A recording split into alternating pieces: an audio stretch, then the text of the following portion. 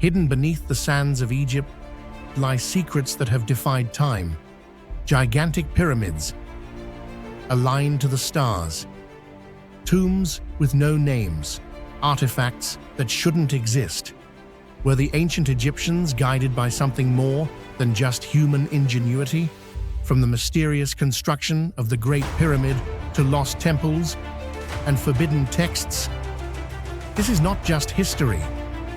This is a riddle left behind by one of the most powerful and enigmatic civilizations the world has ever known. Welcome to the ancient secrets of Egypt. What if ancient Egypt's real secrets aren't written on the walls, but hidden in the metal? Not the pyramids, not the mummies. What puzzles archaeologists most in Saqqara, one of the oldest and most sacred burial grounds in ancient Egypt, isn't found on the surface, but buried deep underground. Strange metallic objects, nameless, purposeless, and most importantly, not belonging to the time in which they were discovered. Amid the treasures buried with pharaohs, from elaborately decorated statues to gleaming golden sarcophagi, lies a set of objects that seem almost illogical, crafted with astounding precision, made of materials ahead of their era, and designed as if they came from an entirely different civilization. Could Saqqara be more than just a resting place for the dead? Could it also be a vault-hiding technology never meant to be revealed? Or perhaps it's a forgotten chapter of humanity's memory, where metal tells a story that stone and writing left behind. What do you think? Do you believe these are just simple tools that have been overhyped? Or do you think they're actually remnants of a lost technology, or one never meant to be revealed to the world? Share your thoughts in the comments below. Sometimes history isn't written in ink, but in metal, buried deep underground for thousands of years. During excavations around the Step Pyramid of Djoser, one of the oldest and most iconic structures of ancient Egypt, archaeologists uncovered a series of metallic objects buried deep beneath layers of earth and stone.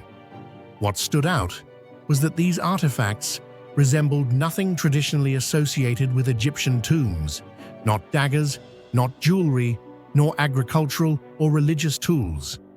Instead, many of them had strange and intricate shapes, such as perfectly spiraled coils, thin circular discs with tiny, precisely drilled holes, or metal tubes with uniform dimensions, smooth surfaces, and sharply cut edges.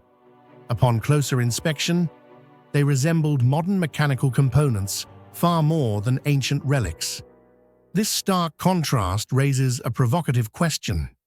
Did the ancient Egyptians once possess knowledge of mechanics and metallurgy far beyond their time? And if so, why have such traces nearly vanished from all historical records?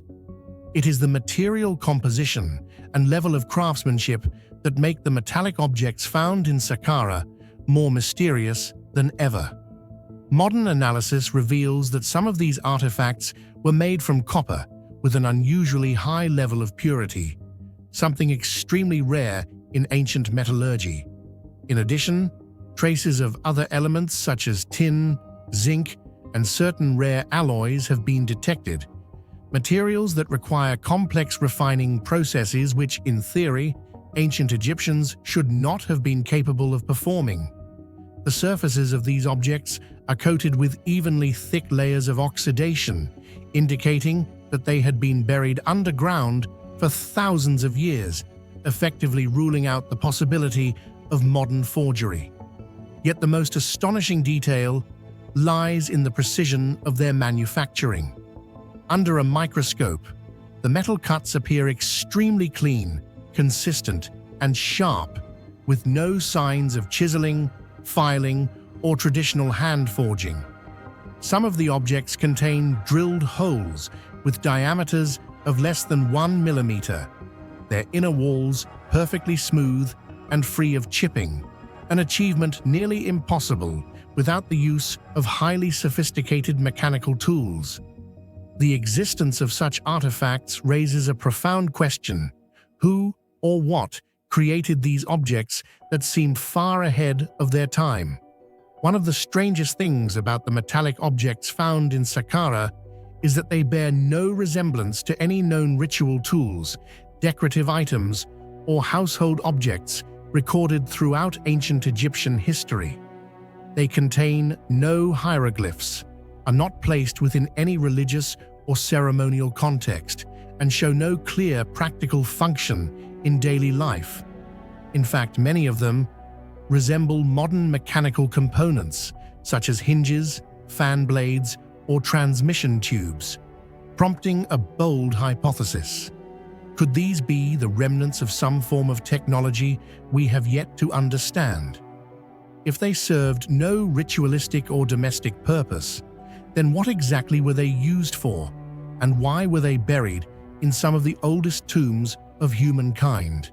Faced with these highly questionable discoveries, mainstream archaeologists tend to remain cautious or outright dismiss any groundbreaking theories. According to them, the strange metallic objects found in Saqqara may simply be tools that have not been properly classified, or byproducts of ancient copperworking techniques. However, many independent experts, including mechanical engineers, metallurgists, and researchers of ancient technology, hold a very different view. They argue that the level of precision and the materials used in these artifacts are far too sophisticated to be the result of random chance or primitive error. Some theories go even further, suggesting that ancient Egyptians may have once possessed advanced metallurgical knowledge that has since been lost, or that they had access to technical understanding from a much older, now lost civilization, or even from an extraterrestrial origin. Though controversial, these ideas continue to attract attention, because the mere existence of these mysterious objects appears to challenge our entire understanding of humanity's past. What makes the metallic objects found in Saqqara even more mysterious is their complete absence from all ancient texts, inscriptions, or records. Not a single hieroglyph mentions them. No writings describe their purpose or how they were made. This is highly unusual for a civilization that meticulously documented everything from rituals to engineering practices. If these truly were advanced technological artifacts, then only two possibilities remain. Either they were kept strictly secret by a select elite, or they did not originate from ancient Egypt at all, but from another civilization entirely. Could they be remnants of a long-lost prehistoric society, or fragments of a technological experiment that history never recorded? No matter their origin, the strange metallic objects found in Saqqara pose a major challenge to modern science. They not only disrupt our perception of ancient Egypt's technological capabilities, but also push the boundaries of what we know about the progression of civilization itself. How can we explain the existence of artifacts bearing signs of advanced technology when there is no recorded history, developmental timeline, or supporting evidence to be found? Could it be that history has overlooked a critically important chapter we've never known? Or is it possible that modern science, with all its tools and theories, still underestimates the true capabilities of ancient civilizations? Civilizations we thought we understood, but may have only just begun to uncover. Forget everything you know about Egyptian pharaohs, powerful warriors, square-jawed kings, divine sons of Ra, because one ruler shattered the mold completely.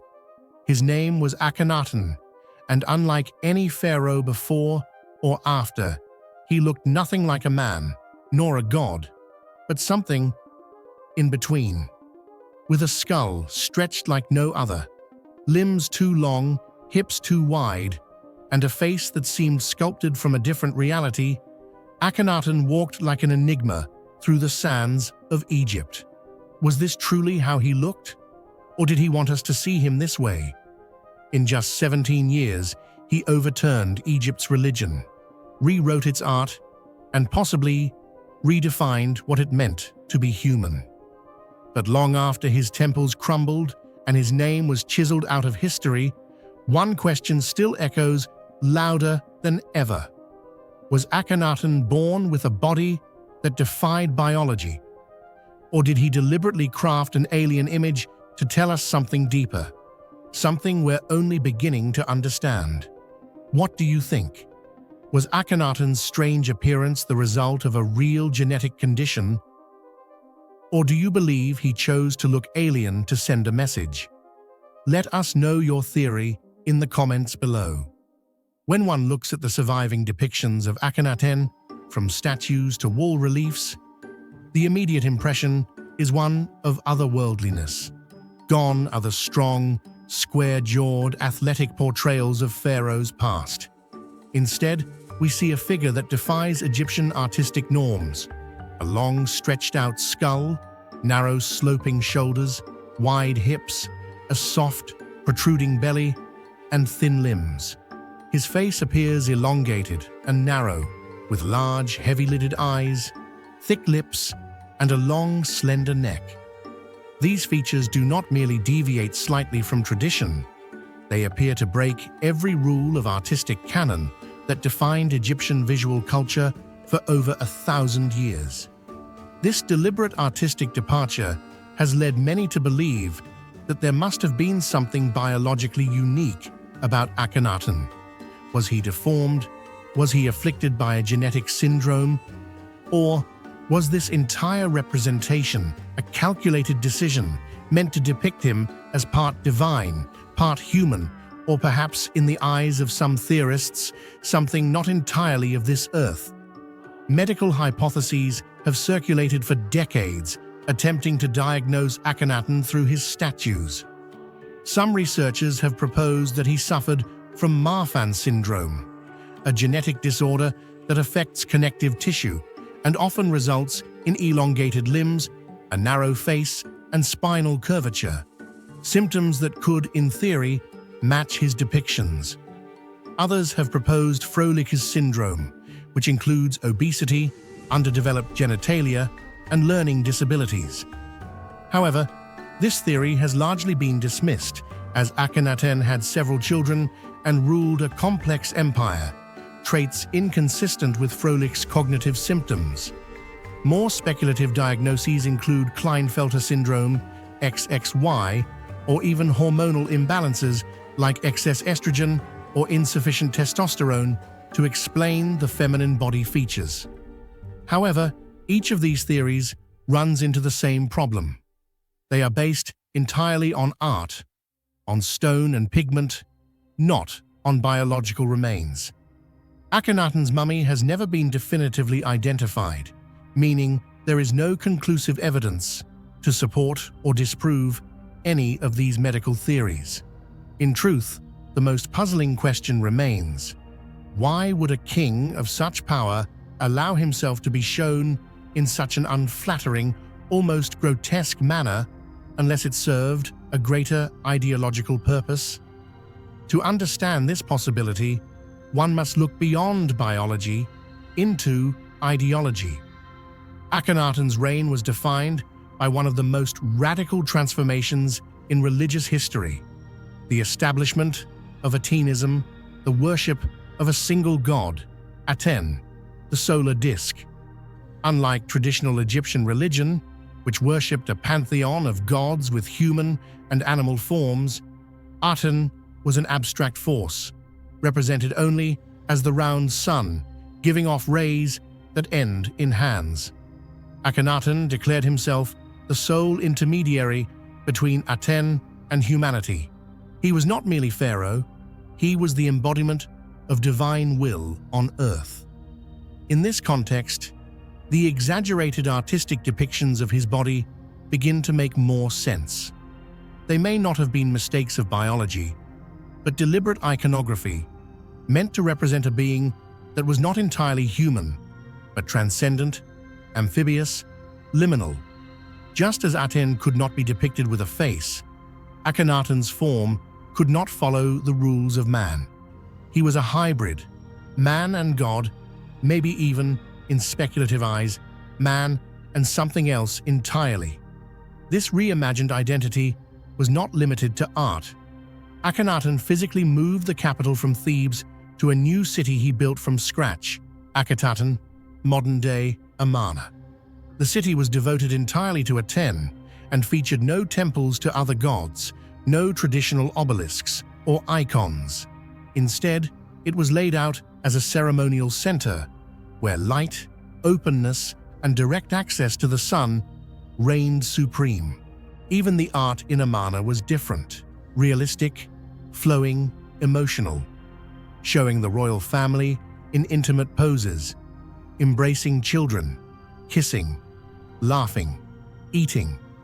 In one scene, Akhenaten is shown holding one of his daughters and kissing her lovingly, a striking departure from the stoic, immortalized poses of pharaohs before him. But always, his strange form remained, consistently elongated, consistently ambiguous, consistently alien. After Akhenaten's death, his successors, including the famous Tutankhamun, reversed nearly everything he had implemented. The capital was abandoned. Atenism was dissolved.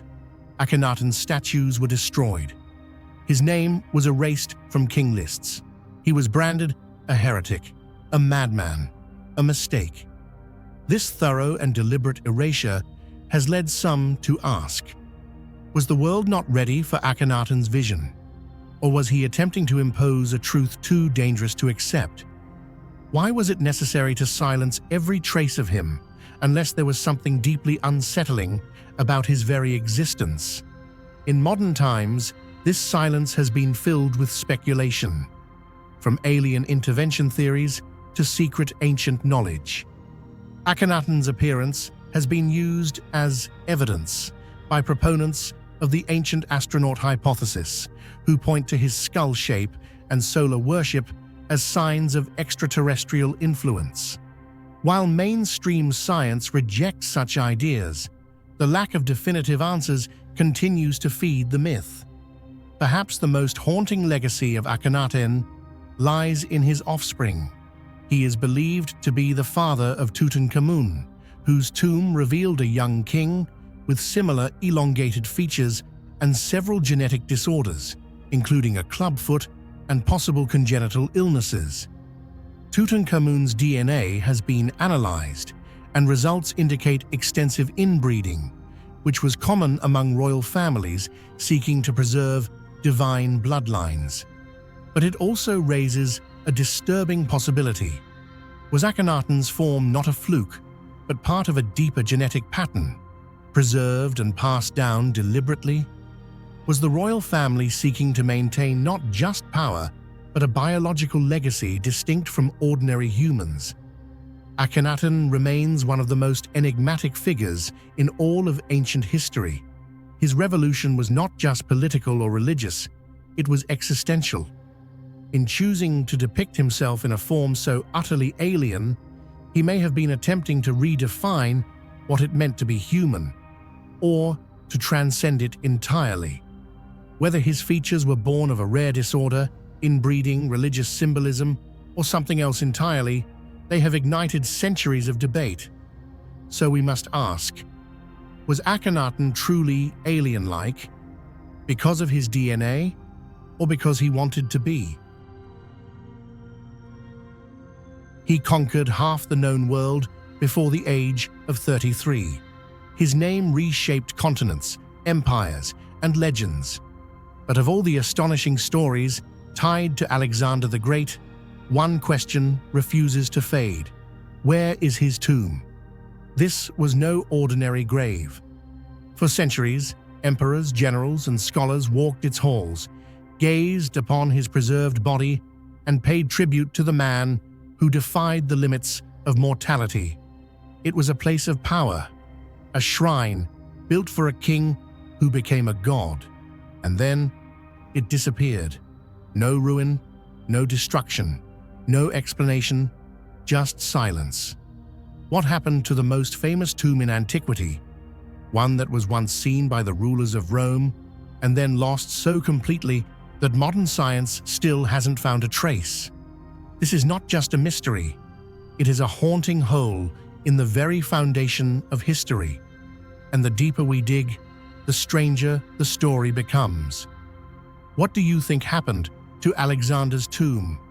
Was it destroyed, hidden, or is it still waiting to be found beneath modern Alexandria? Drop your theory in the comments. The more mysterious, the better. Alexander the Great died in 323 BCE in the palace of Nebuchadnezzar II in Babylon at the age of just 32. His death, as sudden as it was enigmatic, triggered chaos throughout his empire.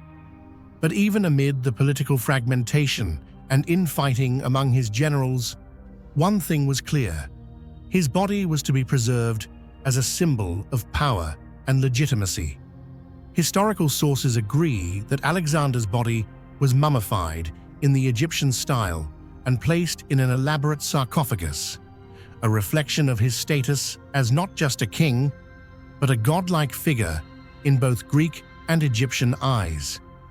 His funeral procession, said to involve a golden chariot, lavish decorations, and an escort of thousands, began heading toward Macedonia, his homeland, where he was expected to be buried beside his ancestors. But that plan was derailed by ambition. One of his former generals, Ptolemy I Soter, intercepted the procession and diverted the body to Egypt. Why? Because in ancient times, possessing a conqueror's remains meant possessing his legacy. By burying Alexander in Egypt, Ptolemy could link himself directly to the divine image of the fallen king and legitimize his own rule over the newly founded Ptolemaic dynasty. It's in Egypt, specifically the city of Alexandria, which Alexander himself had founded, that the mystery of the tomb truly begins. For several centuries, the tomb of Alexander the Great was not lost at all. On the contrary, it was a well-known landmark. Roman emperors, generals, philosophers, and travelers all made pilgrimages to see it. Julius Caesar is believed to have visited the tomb and laid flowers upon it. Augustus, according to historical accounts, kissed the corpse's forehead, a symbolic gesture of respect. Even Caligula, centuries later, allegedly stole Alexander's breastplate from the tomb to wear as a symbol of power. Multiple ancient writers mention the tomb, its grandeur, and its sacred status. According to these sources, Alexander's sarcophagus was made of gold, then later replaced with glass or alabaster, and the tomb itself stood at the heart of Alexandria, revered as a kind of secular shrine. Then, the record goes silent. Somewhere between the 3rd and 5th centuries AD, the tomb vanishes from history. No chronicler writes of it being destroyed. No invader brags about desecrating it. No religious decree is recorded condemning it. The tomb simply disappears from the historical record, as though it was swallowed by time itself. How can one of the world's most famous graves, a site once visited by emperors, vanish so completely? For centuries, scholars, archaeologists, and even dreamers have tried to explain how a tomb of such grandeur, clearly documented in historical records, could vanish entirely. One of the most common theories points to natural disasters, especially earthquakes, which have repeatedly struck the city of Alexandria and may have buried the tomb beneath layers of rubble. This idea is far from implausible, given Alexandria's long history of seismic activity. However, human factors may have played an even greater role. As Christianity became the dominant religion, many pagan structures, even those once held sacred, were demolished, repurposed, or deliberately hidden. In the case of Alexander, a figure worshipped almost like a god, the continued existence of his tomb might have been seen as a threat to the new faith and quietly erased from public consciousness. Some researchers suggest the tomb may have been converted into a church, possibly the Church of St. Mark, though this remains unproven. Another possibility is that the tomb still lies buried beneath modern-day Alexandria, entombed under layers of concrete, buildings, and roads. Over the years, more than 140 locations have been proposed as the possible burial site of Alexander the Great, yet none have yielded definitive proof. The mystery remains unsolved. Despite centuries of searching, no archaeological excavation has definitively identified the tomb of Alexander the Great. From the 19th to the 20th century, numerous European archaeologists and explorers, often driven by imperial ambition and a romantic fascination with the ancient world, poured their efforts into excavating the city of Alexandria, believed to be the final resting place of the great conqueror. A few promising clues did emerge, but all eventually led to dead ends. In 1850, a Greek tomb bearing inscriptions related to Alexander was discovered, but its dating did not match the time of his death. In the 20th century, a site beneath a mosque in Alexandria caused a stir among researchers, but excavations revealed no human remains or verifiable artifacts. In 1995, a bold claim was made that the tomb had been found at the Siwa Oasis, the sacred site Alexander once visited to consult the oracle of Amun. Yet that too quickly lost credibility due to a lack of solid evidence. Even today, new excavations continue to take place in Alexandria, occasionally reigniting faint hope. But time and again, the results have fallen short of providing the definitive proof needed to resolve a mystery that has persisted for more than 2 millennia. The reason the search for the tomb of Alexander the Great continues, even after millennia, lies not only in its archaeological value. It is a story about a missing piece of history tied to one of the most influential figures humanity has ever known. Alexander was not just a brilliant military commander, he reshaped the ancient world, from Greece to Egypt, from Persia to India, ushering in an unprecedented era of East-West cultural fusion. Uncovering his final resting place would not merely be a discovery of global significance, but a symbolic closure to a saga that has shaped Western and Middle Eastern civilization for over 2,000 years. It could shed light on many unknown aspects, from embalming practices and royal funerary rituals to how Greek identity merged with Egyptian traditions during the Ptolemaic era. And if his remains were well preserved, the world might, for the first time, see the real face of Alexander, rather than the idealized versions carved in marble. Above all, finding the tomb could finally answer a question that has haunted not just historians and scientists, but also dreamers across the ages. Where does Alexander the Great truly rest? Do you believe the tomb still exists, waiting to be uncovered beneath Alexandria's bustling streets? Or has it been lost forever, a relic of a past no longer reachable? Let us know your thoughts in the comments. Imagine standing in the vast Egyptian desert, where 3 colossal stone structures rise from the sands like the remnants of a cosmic dream, long forgotten. They are not merely tombs, not merely grand monuments. They may be an ancient code, etched onto the earth to mirror the sky. For over 4,000 years, the 3 pyramids of Giza have puzzled the world. Why were they built in such an oddly offset arrangement? A mistake? A sacred design? Or traces of a lost knowledge that modern humanity can no longer comprehend? The answer, strangely enough, might lie among the stars. According to many researchers, the 3 Great Pyramids are a terrestrial projection of the 3 stars in Orion's belt. Alnitak, Alnilam, and Mintaka, and the alignment between them is no coincidence. What do you think about this mysterious phenomenon?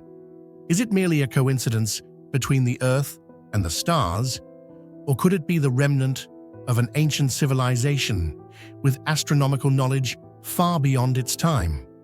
Share your thoughts in the comments below.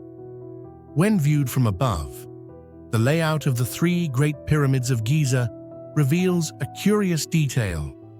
They are not aligned in a perfectly straight line.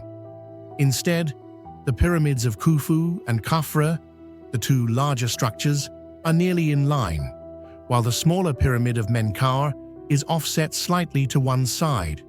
To modern architects, this might appear as an anomaly or even a mistake in precision. But the strange thing is, this offset is not random. It almost perfectly mirrors the position of the three stars in Orion's belt: Alnitak, Alnilam, and Mintaka. These three stars, like the pyramids, are not in a perfectly straight line. They have a noticeable angular deviation, precisely the kind that has led researchers to ask, could this be an intentional replication? Robert Bauval, an engineer and independent Egyptology researcher, was the first to publicly propose this groundbreaking theory in the early 1990s. Based on star charts and spatial analysis, he pointed out that the similarity is not just visual, but mathematically measurable through astronomical angles and ratios, with extremely small deviations in relative distance, orientation, and offset.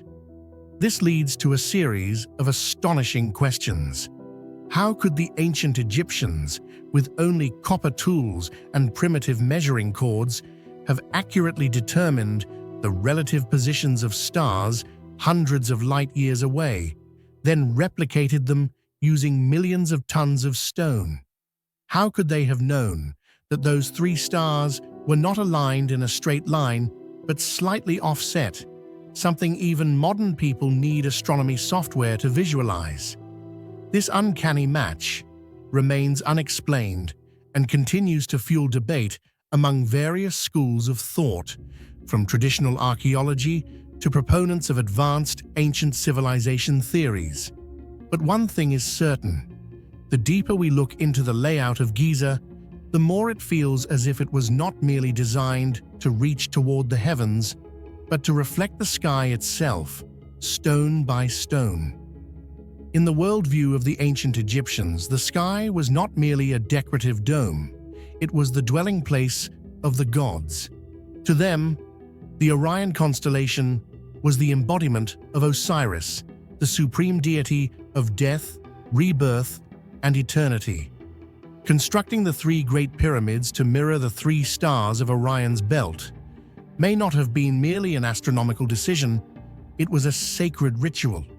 They believed that the souls of the pharaohs after death would ascend to the sky to unite with Osiris, thus attaining immortality. These were not just architectural feats. They were a fusion of religion, astronomy, and engineering, reflecting a cosmic vision that few civilizations in history have ever achieved. One aspect that makes the Orion theory even more compelling is the discovery made using modern astronomical software to simulate Egypt's night sky. Researchers found that around 10,500 BCE, Orion's belt would have aligned precisely above the axis of the three Giza pyramids, as seen from the ground. This presents a perplexing paradox. The pyramids are believed to have been constructed around 2,500 BCE, meaning the astronomical alignment refers to a sky 8,000 years earlier. So how could the ancient Egyptians have known and recreated a celestial configuration they could not have observed? A bold hypothesis emerged. Perhaps the Egyptians inherited this knowledge from a much older, more advanced prehistoric civilization, one that vanished after a natural cataclysm. Although this idea lacks direct archaeological evidence, the uncanny correlation in both time and space continues to puzzle modern scholars. When we zoom out to view the entire Giza Plateau, another profound connection emerges. The position of the three pyramids relative to the Nile River bears a striking resemblance to the position of Orion's belt relative to the Milky Way in the night sky. Many scholars believe that the ancient Egyptians deliberately designed the Giza landscape as a terrestrial reflection of the cosmos, with the Nile symbolizing a celestial Milky Way on Earth, and the pyramids representing sacred stars. This idea aligns with their ancient principle, as above, so below, revealing that Egyptian cosmology was not merely religious, but was also manifested through concrete spatial planning on Earth. Although the Orion theory has gained widespread attention, it has also faced significant criticism from mainstream archaeologists.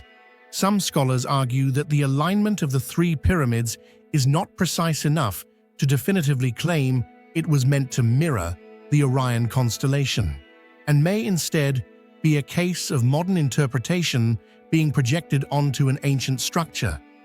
They also point out that ancient Egyptian star maps differed significantly from how we define constellations today, so the assumption that they intentionally replicated Orion may be a cultural misreading. However, despite skepticism, the clear geometric, proportional, and angular similarities between the pyramids and Orion's belt cannot be entirely dismissed. This ambiguity between coincidence and intention has created a major mystery, forcing us to continually ask, just how deeply did the ancients understand the sky? And are we underestimating their knowledge? The three great pyramids of Giza may not have been merely tombs for the pharaohs, but rather a colossal star map carved into the earth, where each stone block served not only a structural purpose, but also represented a star, a deity, a journey of the soul. Their layout appears to be an ancient effort to mirror the heavens in spatial form, creating a bridge between the earthly world and the eternal realm.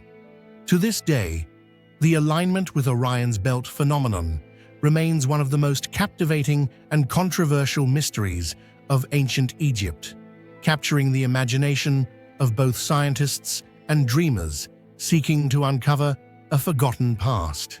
What do you think about this mysterious phenomenon? Is it merely a coincidence between the Earth and the stars, or could it be the remnant of an ancient civilization with astronomical knowledge far beyond its time? Share your thoughts in the comments below. Beneath the burning sands of Egypt, beyond the shadow of forgotten pyramids, lies a mystery so vast, ancient writers claimed it rivaled the wonders of the world. Just beyond the Fayum oasis, hidden beside the ruined pyramid of Amenemhat III, once stood a labyrinth so immense and intricate, it left Herodotus himself in awe. Thousands of rooms, endless corridors, secrets locked in stone. Today, not a single wall remains in sight.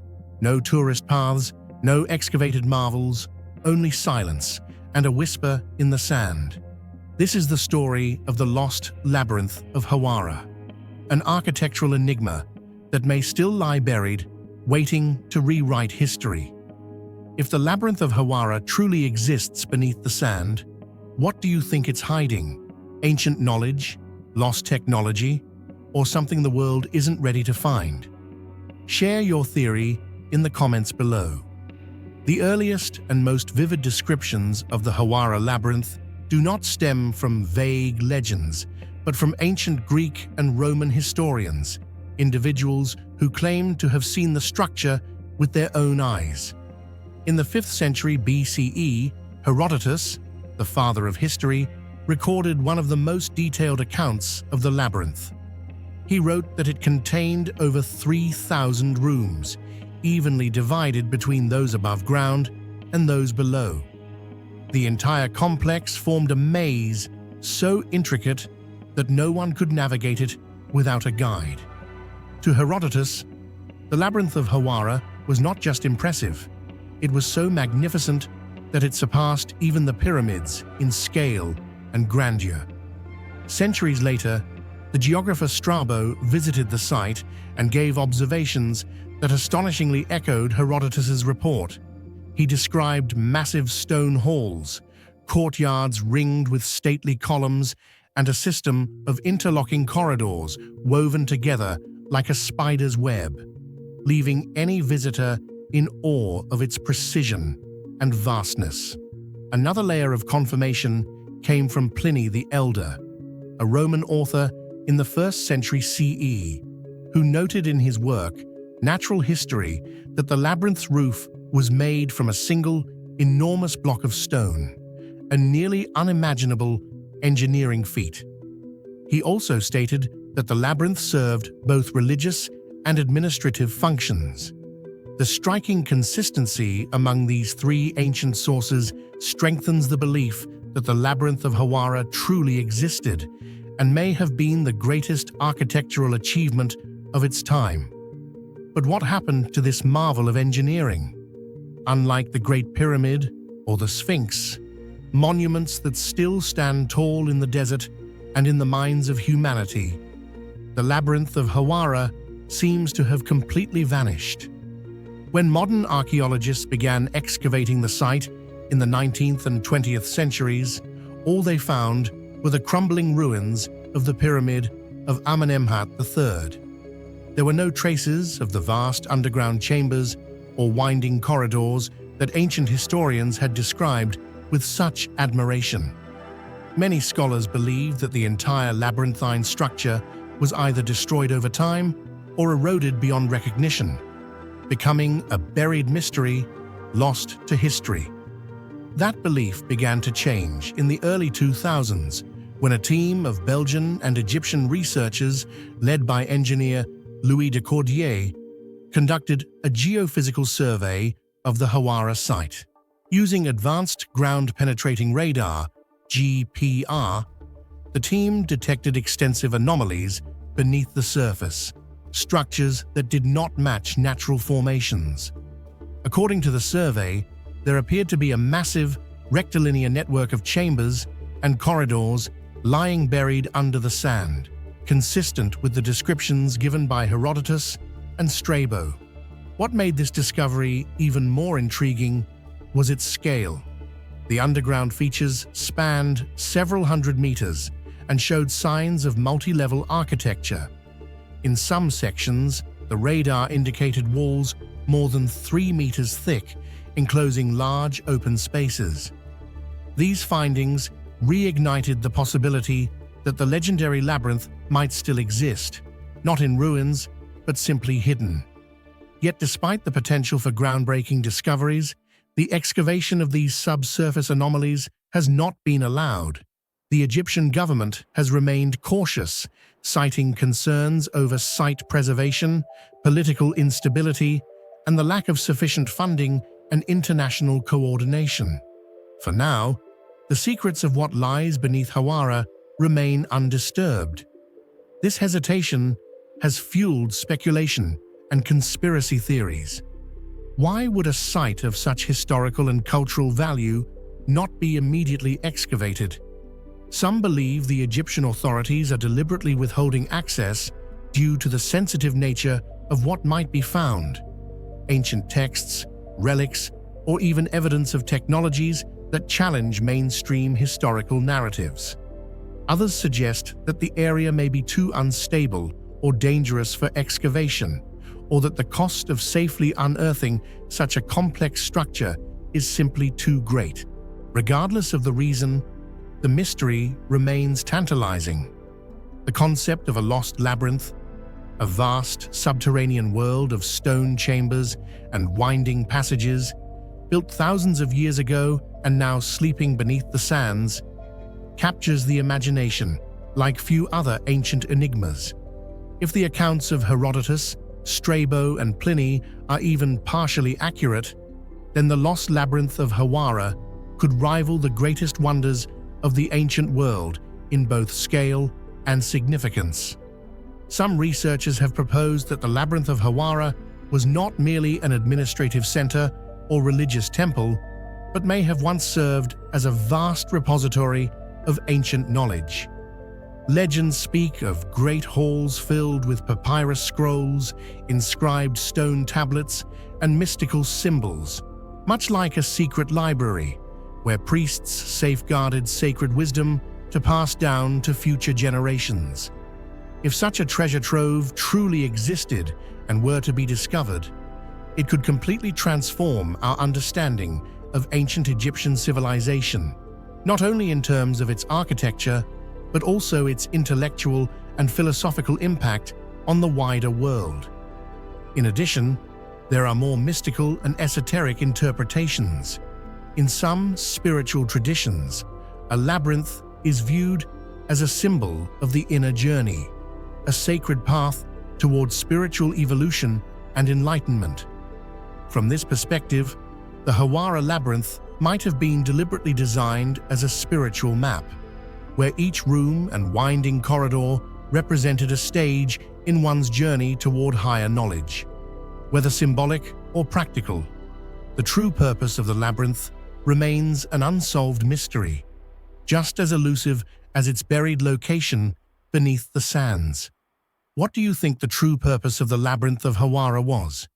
A spiritual journey, a secret archive of ancient knowledge, or something we can't yet comprehend? Let us know your theory in the comments. Today, the site of Hawara is quiet, mostly overlooked by tourists and buried under desert dust.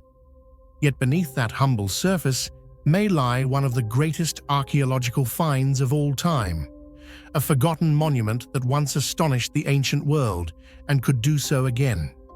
As technology advances and international interest grows, pressure is mounting to revisit the site, re-examine the GPR data, and perhaps finally uncover what has remained hidden for millennia. The Lost Labyrinth of Hawara is a story of mystery, wonder, and frustrating silence. It challenges our assumptions about the permanence of human achievement and raises profound questions. How could something so grand be so completely lost? What knowledge might be locked away beneath the sand? And most of all, when will we finally be allowed to see it with our own eyes?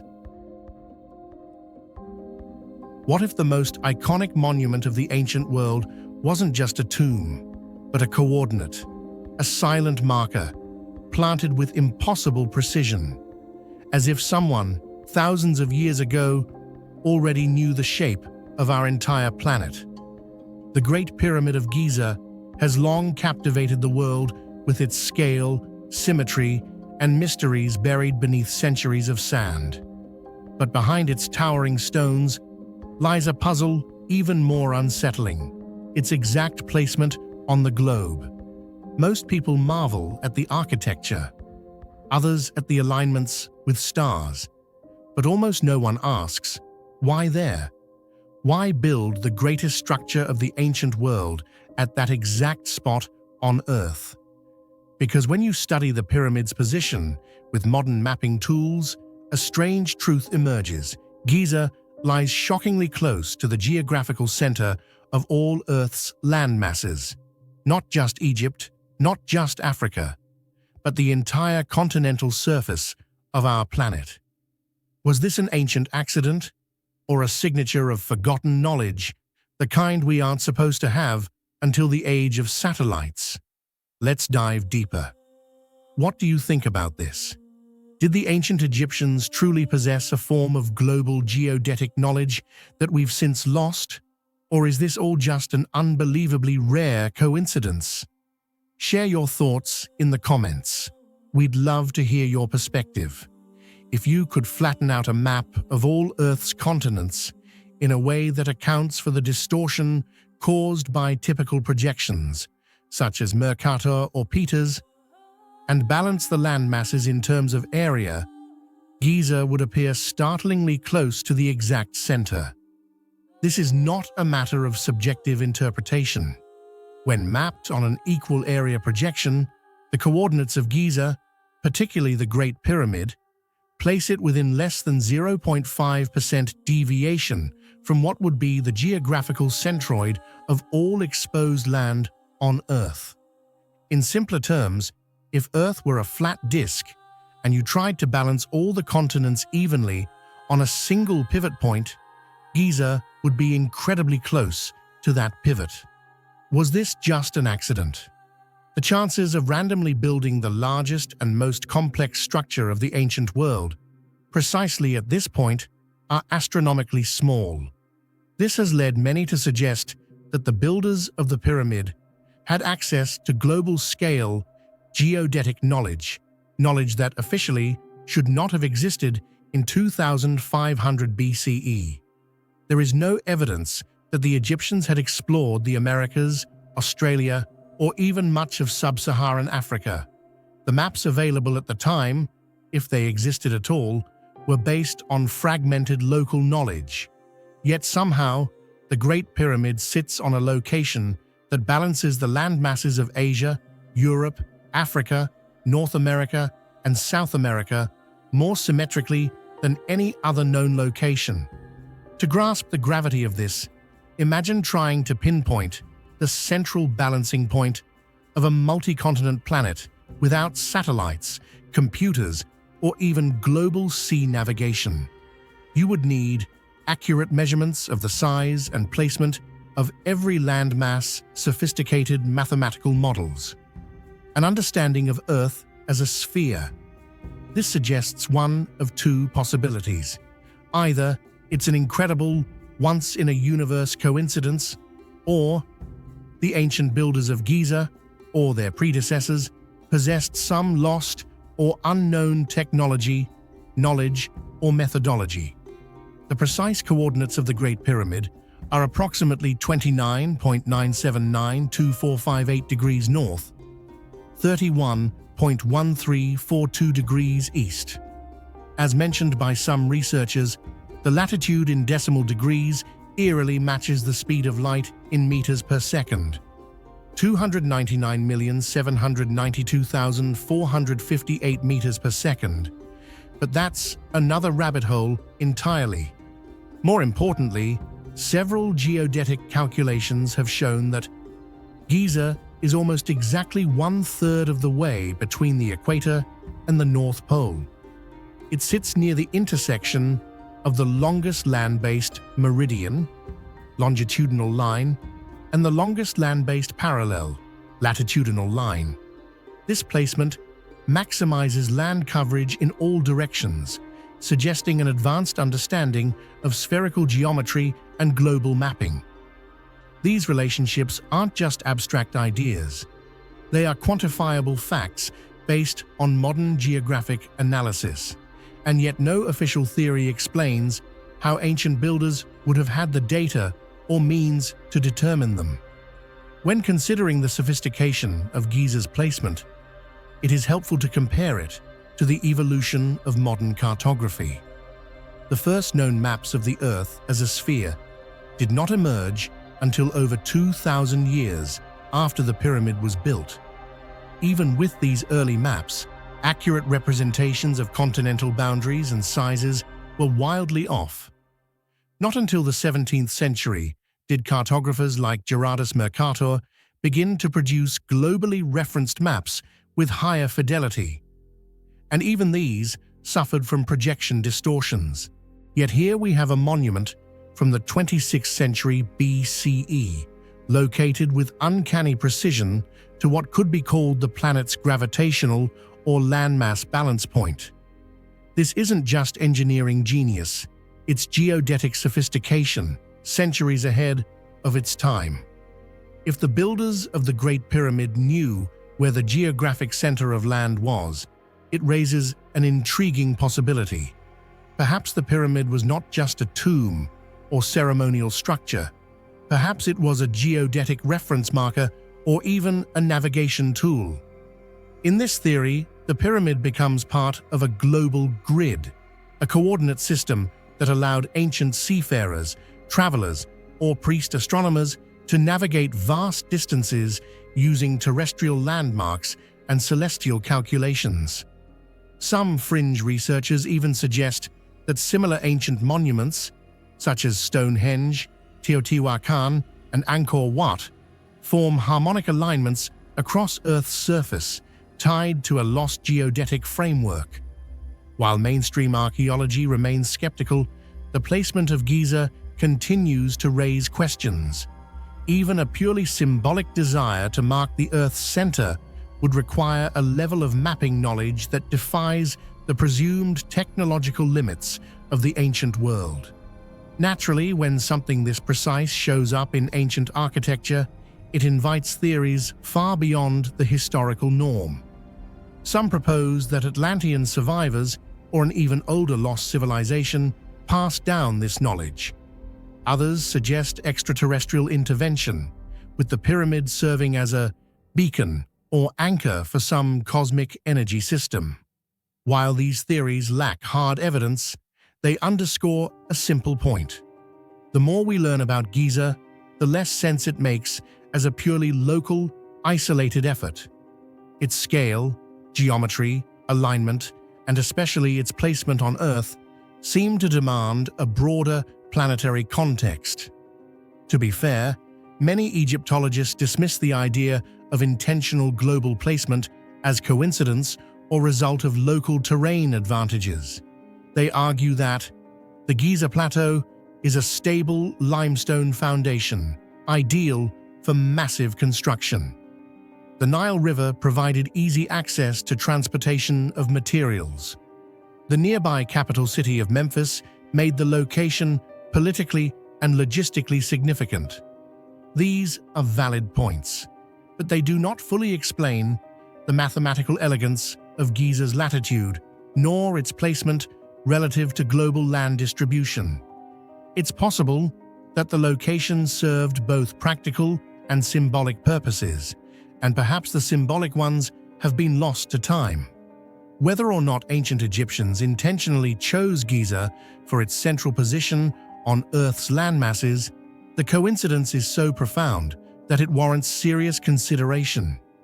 Could it be that ancient civilizations possessed a kind of intuitive science, a blend of astronomy, geography, and sacred geometry, which we are only beginning to rediscover? Perhaps the builders didn't need satellites or global maps. Perhaps they had a way of knowing based on celestial alignments, Earth's magnetic field, or observational systems now lost.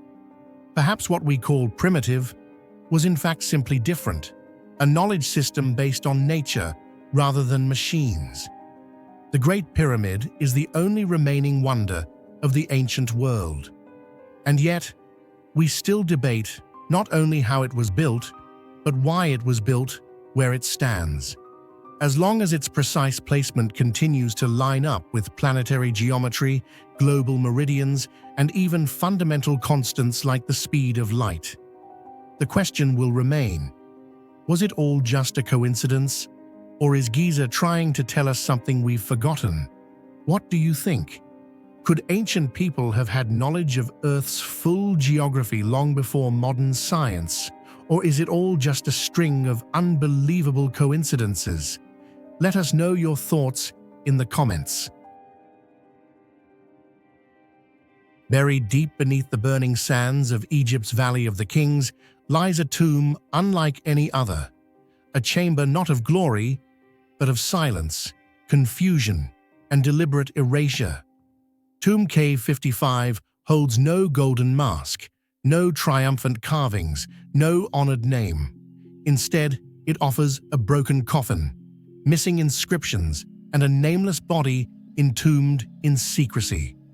For over a century, historians and scientists have wrestled with one haunting question: who was buried here?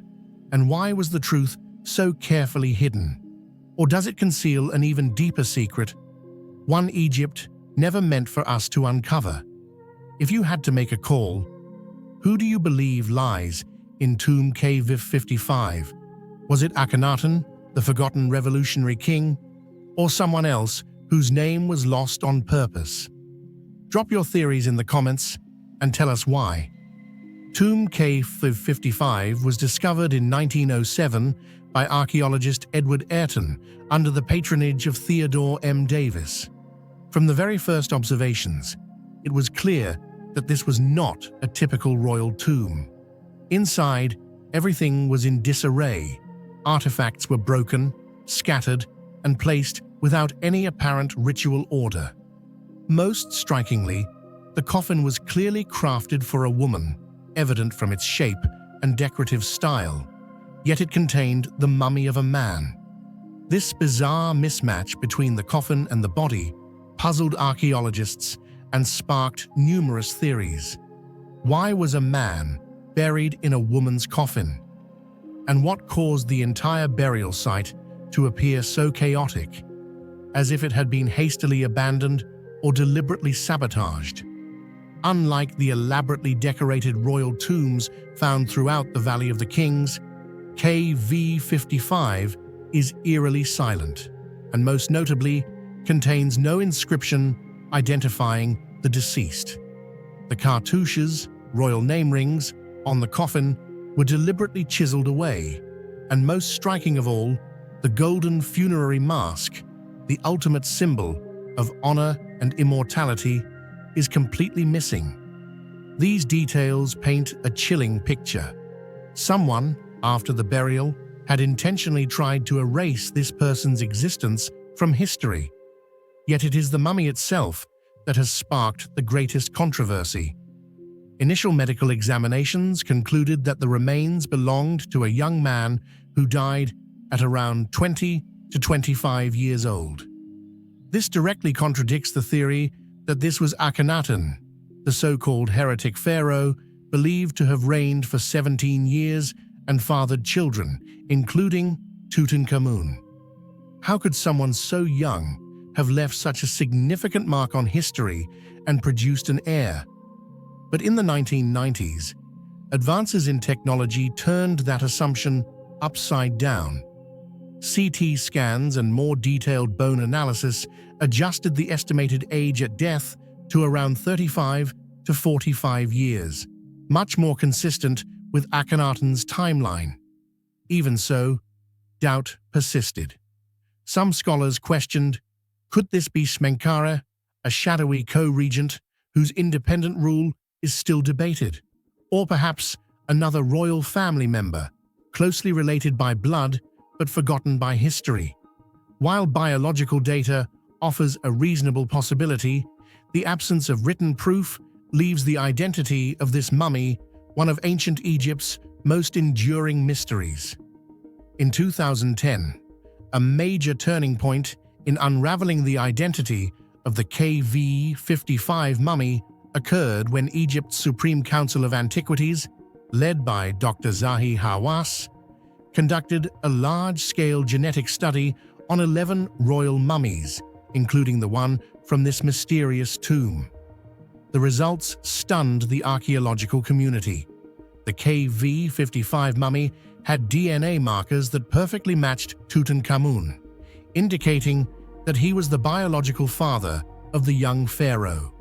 Furthermore, since Tutankhamun's mother was identified as the younger lady, a daughter of Amenhotep III and Queen Tia, this meant that the KV55 mummy was also the son of Amenhotep III and Ti. Once again, all the pieces seemed to point toward one individual, Akhenaten. However, the strange thing is that the scientific report never explicitly confirmed that the mummy was Akhenaten. Some scholars remained cautious, arguing that the shape of the skull, anomalies in bone structure, and especially the complete absence of any inscriptions on the coffin made such a conclusion premature. Additionally, this genetic research had an inherent limitation. In ancient Egyptian royal dynasties, incestuous marriages were common, sometimes even between full siblings. This made it extremely difficult to distinguish between close relatives like Akhenaten and Smenkhare using DNA alone. In other words, while science has brought us closer to the answer than ever before, it still hasn't dispelled the lingering shadows surrounding KV55. Despite the debate, there are powerful clues suggesting the mummy may, in fact, be Akhenaten. For one, The artifacts found in the tomb include nameplates and inscriptions referencing Queen Tiye, Akhenaten, and Amenhotep III, all linked closely to the Amarna period. The presence of magical bricks inscribed with Akhenaten's name, which were traditionally used in royal burials to protect the deceased, strongly indicate that the tomb was initially prepared for Akhenaten.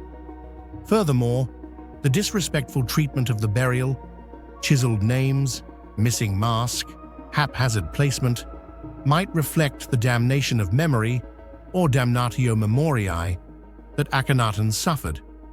After his death, his successors, including Horemheb and later Rameses II, tried to erase his name from history due to his radical religious reforms, which elevated the Aten above all other gods and disrupted the traditional pantheon. Although much of the genetic and archaeological evidence leans toward identifying the KV-55 mummy as Akhenaten, not all Egyptologists agree. A group of scholars continues to support the theory that the mummy may in fact be Smenkhare, a royal figure so obscure that some even question whether he ever ruled independently at all. Their main argument lies in the fact that no definitive royal insignia were found on the coffin or associated burial items, which could indicate a reign that was extremely brief, unstable, and later erased from collective memory. Some even propose a more radical theory, that Smenkhare may not have been a man at all, but a woman disguised as a male to assume the throne, possibly Neferneferuaten, a female co-ruler during the turbulent final years of the Amarna period. However, such speculation remains unsupported by solid evidence, as records concerning Smenkhare are extremely scarce and fragmented, making any definitive claim more conjectural than scientifically grounded. Tomb K55 is not merely a mystery of identity. It stands as a powerful testament to deliberate political purge and historical manipulation in ancient Egypt. The individual buried here was clearly of royal blood, possibly even a pharaoh, yet their name, symbols, and the honor traditionally afforded to the dead were intentionally erased.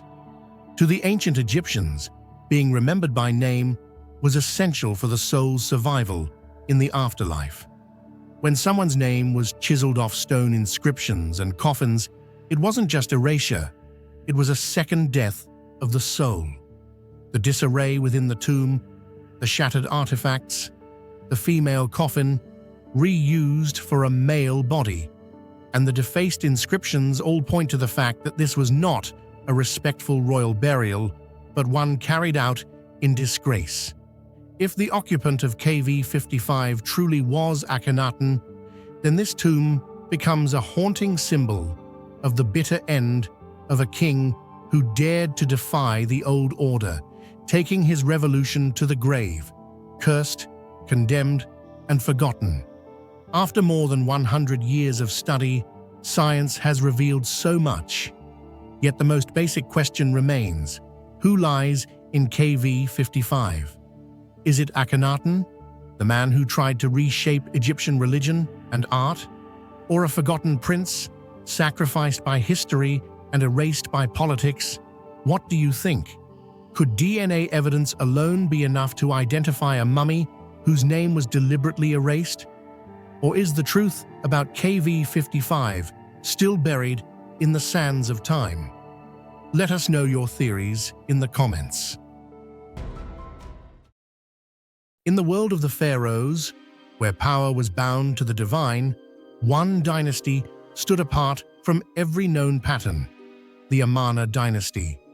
They didn't just dismantle millennia-old religious beliefs by abolishing Egypt's traditional gods, they also shattered all norms of human anatomy.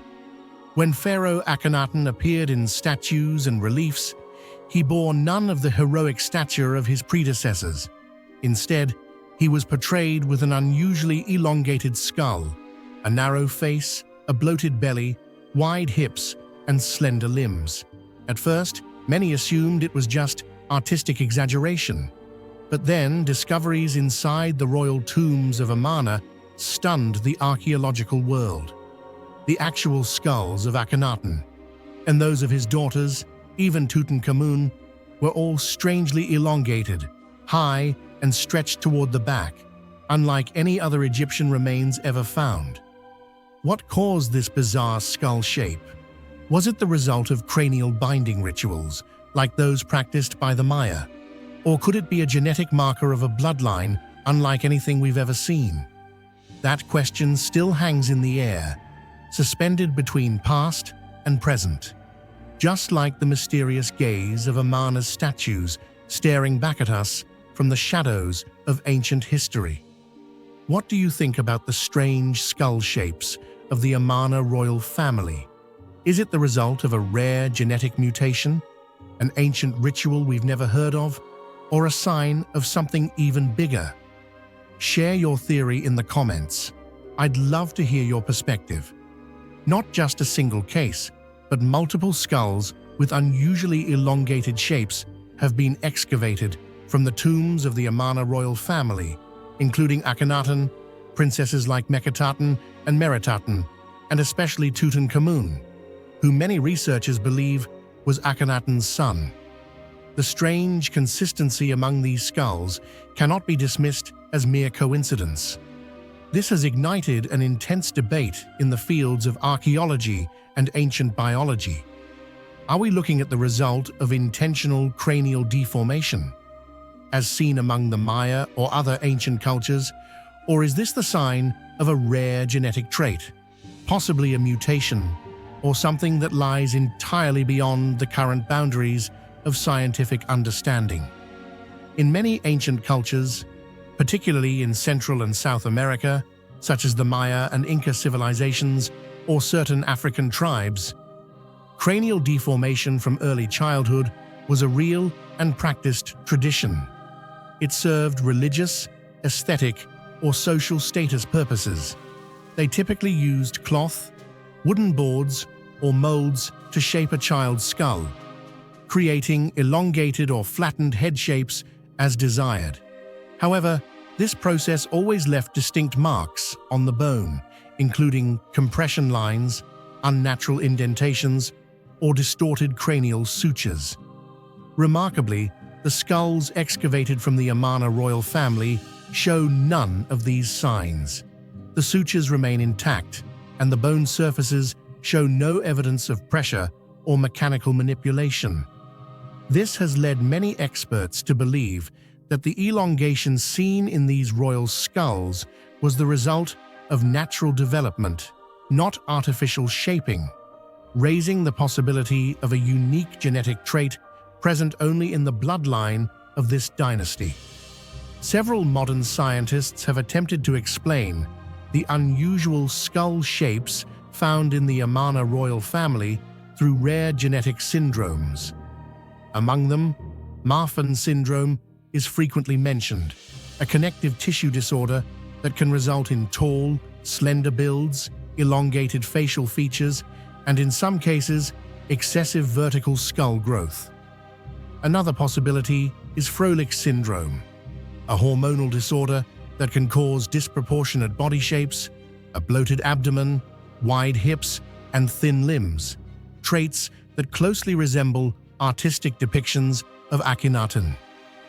A third hypothesis involves mild hydrocephalus, a condition in which increased intracranial pressure could lead to abnormal skull elongation. However, all of these syndromes face one critical issue. None of them can fully explain the consistent and unusual physical traits that appear across multiple members of the royal family, from Akhenaten to his daughters. Each of them shared the same distinctively elongated skull shape with an astonishing level of uniformity. This has led many researchers to lean toward the theory that this may have been a genetically inherited biological trait, deliberately preserved over generations as a kind of dynastic signature, symbolizing the Amarna bloodline's distinction and perceived supernatural status. Some historians suggest that Akhenaten's unusual appearance, with his elongated skull, wide hips, and protruding belly, may have been purely artistic symbolism, intended to portray him as a being half human, half divine, representing a transition between the mortal world and the divine realm. Within the context of Atenism, a religion that exalted the sun and divine light, such exaggeration of physical form might have been a visual strategy to reinforce his sacred authority. However, this theory quickly encounters a major contradiction. The actual skulls excavated closely match the depictions found in Amarna art, both in their length and proportions. This suggests that these were not mere artistic inventions or idealizations, but rather a truthful reflection of genuine anatomical features. Moreover, these unusual traits were not limited to Akhenaten alone, but were also observed in Nefertiti and their daughters, implying a consistent and deliberate effort to preserve a superhuman royal image, possibly with real genetic roots, rather than being solely the product of artistic propaganda. One of the most controversial yet persistent fringe theories suggests that Akhenaten and the Amarna royal family may have possessed a hybrid bloodline, part human, part non-terrestrial being. According to this theory, the elongated skulls are not the result of natural development or medical conditions, but rather physical remnants from a period in history when non-human entities may have intervened in human evolution. Although this theory is not accepted within mainstream academic circles, it continues to thrive due to several unexplained elements. Akhenaten's radically unusual physical appearance, his sweeping religious revolution, and especially the prominent symbolism of light, the sun, and knowledge from above in Atenism. For those who support this theory, Amarna was not merely a royal dynasty, it was the last visible trace of a bloodline not of this earth. When we bring together all the evidence, from the unusual physical features and the consistently elongated skulls across royal family members, to the complete absence of cranial deformation marks and the astonishing match between artistic depictions and actual skeletal remains, we're faced with a phenomenon unprecedented in Egyptian history. This is no longer merely a question of medicine or cultural practice. It may represent a complex intersection of genetics, royal ideology, and elements that lie beyond our current understanding. So what exactly are the elongated skulls of Amarna? A strange genetic legacy, a sophisticated visual propaganda strategy, or perhaps a clue to a truth yet to be uncovered in the story of human history? Whatever the answer may be, this mystery stands as a powerful reminder that the past often holds stories far beyond the reach of modern imagination. Amid the blazing deserts of ancient Egypt, where the pyramids stand tall against the march of time, lies a small yet baffling symbol that continues to confound modern science: the Eye of Horus. Once regarded merely as a talisman, a symbol of protection and healing, it has now become something far more intriguing. As scientific understanding deepens, researchers have discovered something unsettling. Each line and curve of this ancient symbol closely corresponds to specific regions of the human brain, from the pituitary gland and pineal gland to the corpus callosum and thalamus. How could a civilization from 5,000 years ago, without microscopes, without brain dissections, have designed an image so anatomically precise? What are we really looking at here? A mystical symbol of faith and spirit, or an ancient neurological blueprint hidden within myth? What do you think about the strange resemblance between the Eye of Horus and the structure of the human brain? Is it merely a striking coincidence, or could it be evidence that the ancient Egyptians possess knowledge far beyond their time. Share your thoughts in the comments below. In ancient Egyptian mythology, Horus was the sky god, the son of Osiris and the goddess Isis. After his father was slain, Horus engaged in a deadly battle with Seth, the god of chaos and destruction. The fierce encounter left Horus gravely injured, resulting in the loss of one of his eyes. However, the eye was not lost forever. It was healed and restored by Thoth, the god of wisdom and magic. From that moment on, the eye of Horus became a symbol of healing, wholeness, intuition, and divine power. This story, passed down through millennia, embedded the eye of Horus deep within Egyptian culture as a sacred emblem of spiritual insight and supernatural protection. Yet what makes this symbol truly remarkable is not just its mythological depth. When modern scientists examined the geometric design of the eye of Horus, a startling observation emerged. Each line and detail of the symbol appears to match, with surprising precision, the major components of the human brain, especially when compared to the sagittal side section of the brain. According to studies by neurologist Dr. Mina Saeed and others, the features of this ancient symbol correspond remarkably well to modern neuroanatomy. The upper curved line of the eye aligns perfectly with the corpus callosum, the bridge connecting the brain's two hemispheres. The small downward stroke beneath it coincides with the pituitary gland, the hormone-regulating control center. The vertical line corresponds to the pineal gland, often referred to in various spiritual traditions as the third eye. The hook-shaped tail of the eye bears an uncanny resemblance to brain structures such as the thalamus, fornix, and posterior commissure. These astonishing correlations raise a profound question.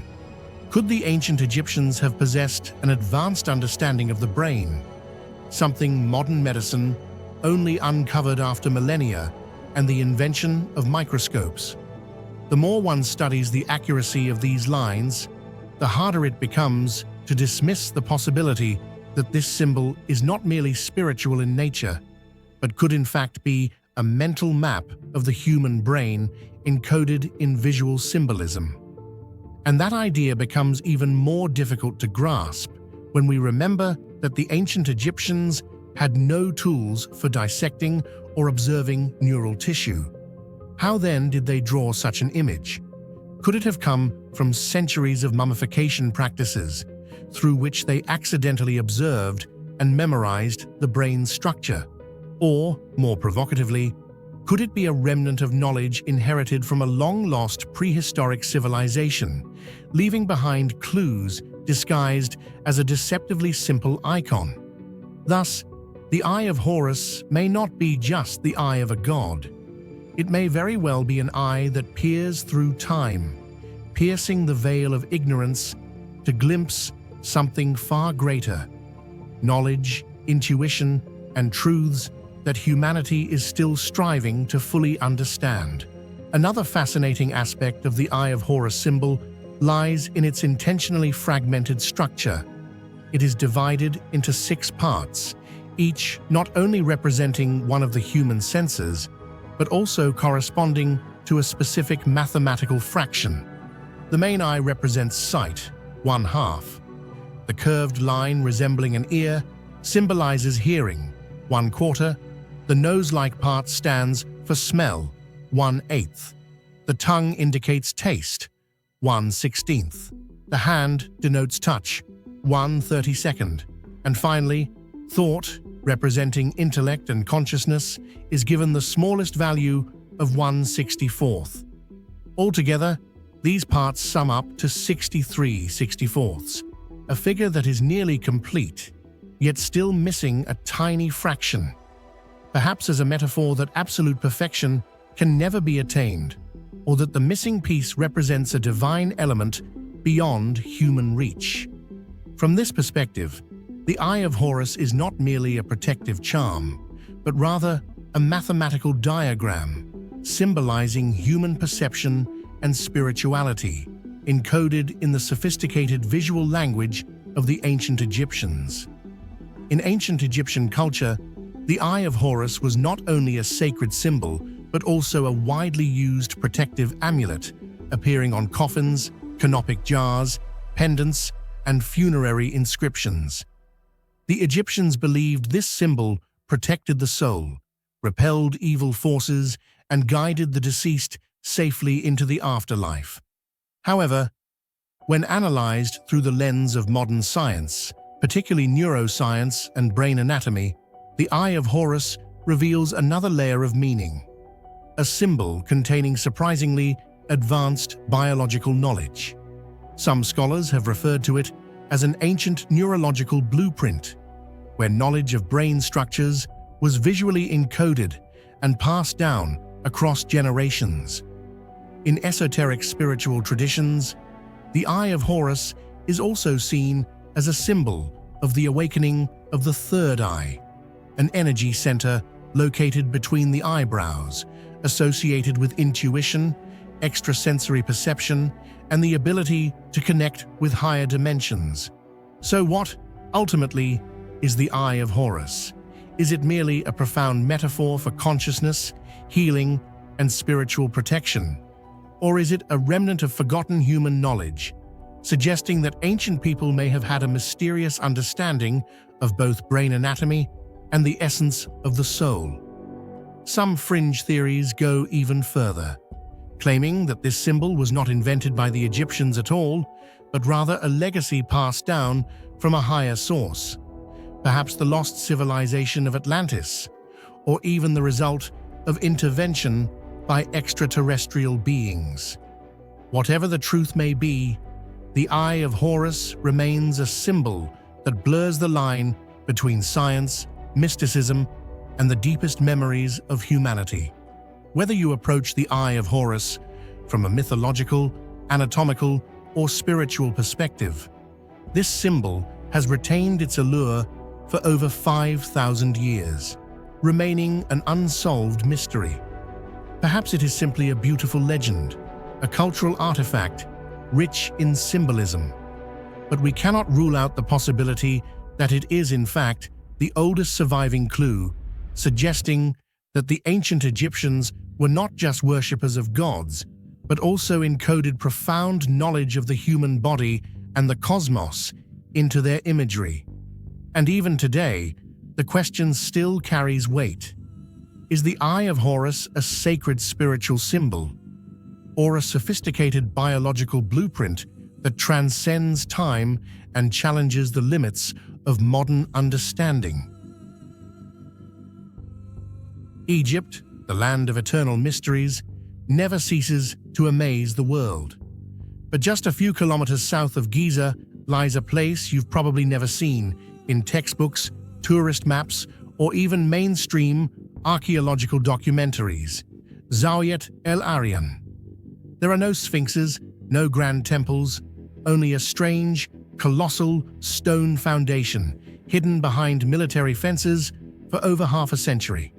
And yet, it's that very silence that makes the site so unsettling. What remains isn't just massive. It's engineered with a level of precision that defies belief, possibly even surpassing what we see at the pyramids of Giza. Is it simply an abandoned structure? Or could it be the forgotten evidence of a monument far greater and more advanced than any pyramid ever known? If what's buried beneath the sands at Zawiat El Arian truly belongs to a wonder that was deliberately erased from history, then the question is no longer why haven't we explored it, but rather who doesn't want us to? If the stone platform at Zawiat El Arian is truly the remnant of a structure more advanced than the Pyramid of Giza, what do you think caused it to be abandoned and nearly erased from history? Is it evidence of a lost civilization, an unfinished monument halted by politics or disaster? Or perhaps something we were never meant to uncover? Which theory do you believe? Share your thoughts in the comments. We'd love to hear your perspective. At the center of Zawiat el-Aryan lies what is commonly referred to as the unfinished Northern Pyramid, a name that might suggest just another abandoned pyramid project. But what remains here doesn't resemble any known foundation in all of Egyptian archaeology. What survives today is not the stacked blocks we typically associate with pyramid construction. Instead, it's a massive, single platform carved directly into the bedrock. Measuring nearly 200 by 200 meters, it's comparable in size to the base of the Great Pyramid of Giza.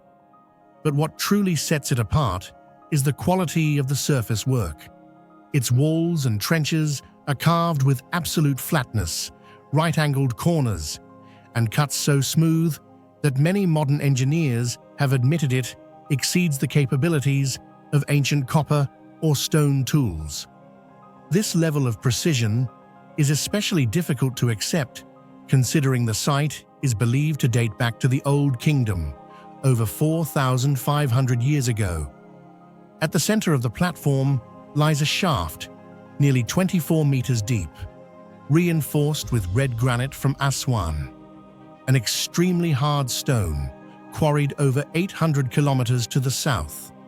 What's astonishing is that the granite blocks were set without mortar, and many surfaces remain polished smooth like mirrors, leading some researchers to speculate that the site may once have supported mechanical or technical infrastructure rather than a mere burial chamber. The edges of the central shaft were also shaped into precise, multi-tiered steps, appearing as if they were created using a rotating tool, possibly an industrial-level stone-turning technique. Some theories go as far as suggesting this was a mounting shaft for a central column or rotating mechanism, part of some unknown technological structure, not just an ordinary pyramid. Unlike traditional pyramids built by stacking massive stone blocks, the structure at Zawiat el-Aryan was carved directly into the bedrock with a level of flatness, angular precision, and depth that astonishes even modern engineers. Looking at the formation, it feels as if some kind of giant machinery had been used to hollow out the ground, rather than constructing it upward. What's even more remarkable is that no ancient records mention this structure at all. There are no mummies, no stelae, no carvings, no hieroglyphs indicating which pharaoh or dynasty commissioned it. In fact, no tools or signs of construction have ever been found, making its true purpose all the more baffling. The complete absence of human traces, combined with a level of engineering far beyond its supposed era, raises a serious question. Who created it and how? At the site of Zawiat el-Aryan, archaeologists uncovered several cylindrical stone jars made of black granite, with surfaces so smooth they appear to have been machined. Remarkably, these objects are almost identical in design to the mysterious jars found at Saqqara, which have sparked decades of debate due to a level of perfection far beyond what could be achieved with the primitive tools of the ancient world. Some of the jars feature evenly spiraled grooves, bearing markings that resemble those produced by high-speed drilling, something that copper or stone tools from ancient Egypt simply could not have accomplished. These mechanical traces have led many to question whether these artifacts were truly made by the civilization we know as ancient Egypt, or whether they may be remnants of a highly advanced stoneworking technology that has since been lost, perhaps even evidence of a civilization that existed before the time of the pharaohs, one that has been erased from history. Perhaps the most mysterious aspect of Zawiat el-Aryan is this: you can't get near it. Since the 1960s, the entire area has been under Egyptian military control, officially off-limits to archaeologists and tourists alike. Some early documentation, mostly from Austrian and German archaeologists, contains images of the platform and central shaft. But since then, no further public excavations or official studies have taken place. More than 50 years of restricted access, combined with murky security protocols and a lack of transparency, have led many to wonder, is something being hidden here? Are we looking at the ruins of a structure that defies our current understanding, but has been deliberately buried or ignored? If what remains at Zawiya al-Aryan is truly the foundation of a pyramid, then it may have been larger, more precise, and more advanced than even the Great Pyramid of Giza. But what caused it to be abandoned? Who possessed the knowledge and technology to carve hard granite with near-perfect precision at a time when copper was the most advanced metal available? And why has the entire area been completely off-limits for more than half a century? These questions have pushed many theories beyond the boundaries of conventional archaeology. Some researchers believe this site was not merely the base of a pyramid, but potentially an ancient energy facility, a repository of lost knowledge, or even the physical remnants of a prehistoric civilization that existed before the pharaohs, a civilization forgotten by modern history or deliberately concealed. Zawiya al-Aryan has no towering sphinx or walls decorated with ornate hieroglyphs, but its emptiness, precision, and secrecy may make it one of the strangest and most suspicious archaeological sites in the world. It challenges the idea that technological progress is linear, that the ancient past must always be less advanced than today. Perhaps we have underestimated ancient technical knowledge, or perhaps, as some fringe researchers believe, Zawiya al-Aryan is the last silent witness to a chapter of human history that was erased long ago. What do you think about this mystery? Could Zawiya al-Aryan be proof of a forgotten, highly advanced pyramid, or simply an unexplained anomaly in ancient engineering? Drop your thoughts in the comments, because sometimes the questions we can't answer are the ones that push human knowledge the farthest. They were two of the most famous lovers in human history, a powerful queen and a Roman general, entwined in a scandalous romance that shook empires and changed the fate of the ancient world. Their lives were chronicled, their downfall immortalized, but their final resting place vanished without a trace. For over 2,000 years, the tomb of Cleopatra and Mark Antony has defied discovery. Ancient texts describe it. Historians believed it existed, and yet no archaeologist has ever laid eyes on it.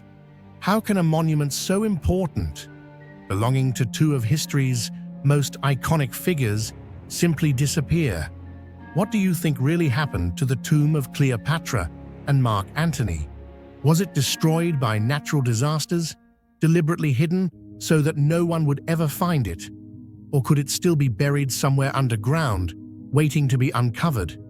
Share your theories in the comments. Maybe you hold the key to the mystery. According to the writings of Plutarch, a Greek historian from the 1st century AD, Cleopatra had a magnificent tomb constructed in advance, anticipating the tragic end that might befall her and her lover. After Mark Antony took his own life and died in her arms, Cleopatra is said to have carried his body into that very tomb and ended her own life shortly after. Plutarch vividly describes this dramatic moment, noting that the future Emperor Octavian, later Augustus, allowed Cleopatra to be buried alongside Mark Antony, honoring her final request.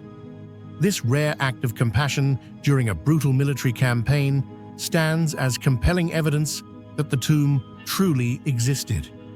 And yet, the strangest part remains. No one has ever found it. No remains, no artifacts, no location. A structure so clearly documented in historical records, said to hold the remains of two of history's most iconic figures, has completely vanished as if it never existed at all. The failure to locate the tomb becomes even more puzzling when considering its likely location. Alexandria, the capital of the Ptolemaic dynasty, and one of the most advanced cities of the ancient world. This wasn't a remote or forgotten outpost. On the contrary, it was a center of culture, record-keeping, and grand architecture. Important structures here were typically well documented, preserved, and honored. So, if the tomb truly existed in Alexandria, why has it left behind no trace for posterity? This question only deepens the mystery. Over the centuries, numerous theories have been proposed to explain the strange disappearance of Cleopatra and Mark Antony's tomb.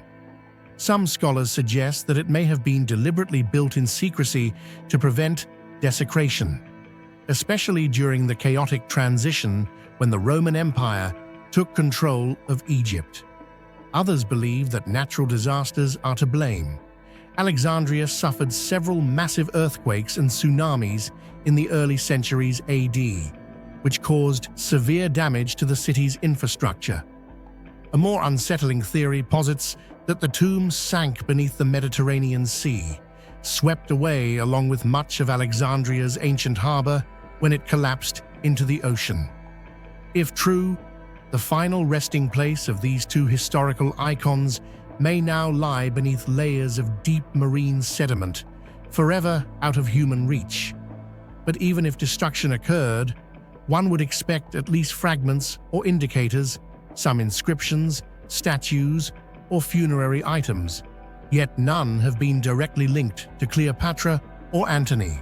This has led archaeologists to expand their search beyond Alexandria.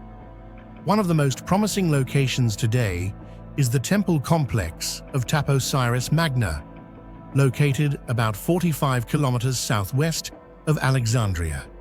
This Greco-Egyptian site was once used for important religious ceremonies.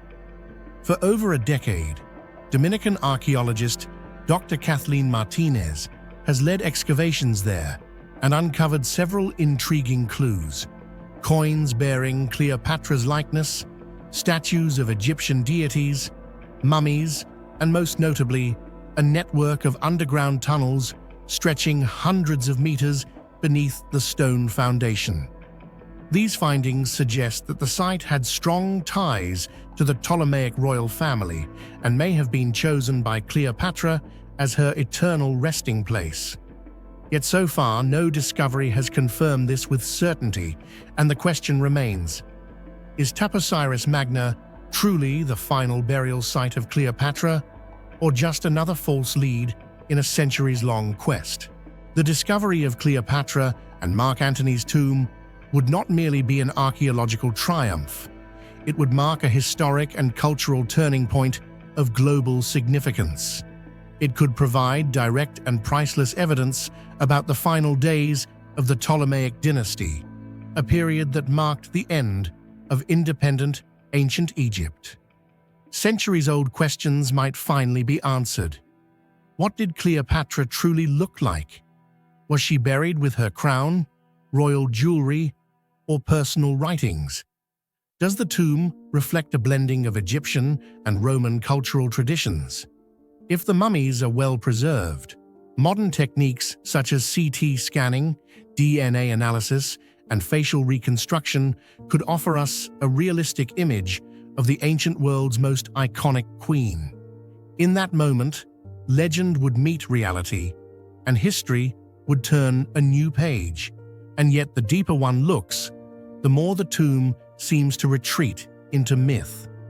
Some scholars argue that Cleopatra's burial, if it occurred at all in the grand way described, may have been symbolic. Could the story of a joint burial be political theater, meant to dramatize the end of a rival dynasty and signal Rome's dominance over Egypt? It's important to remember that most of what we know about Cleopatra comes from Roman sources, and that in itself is highly suspect.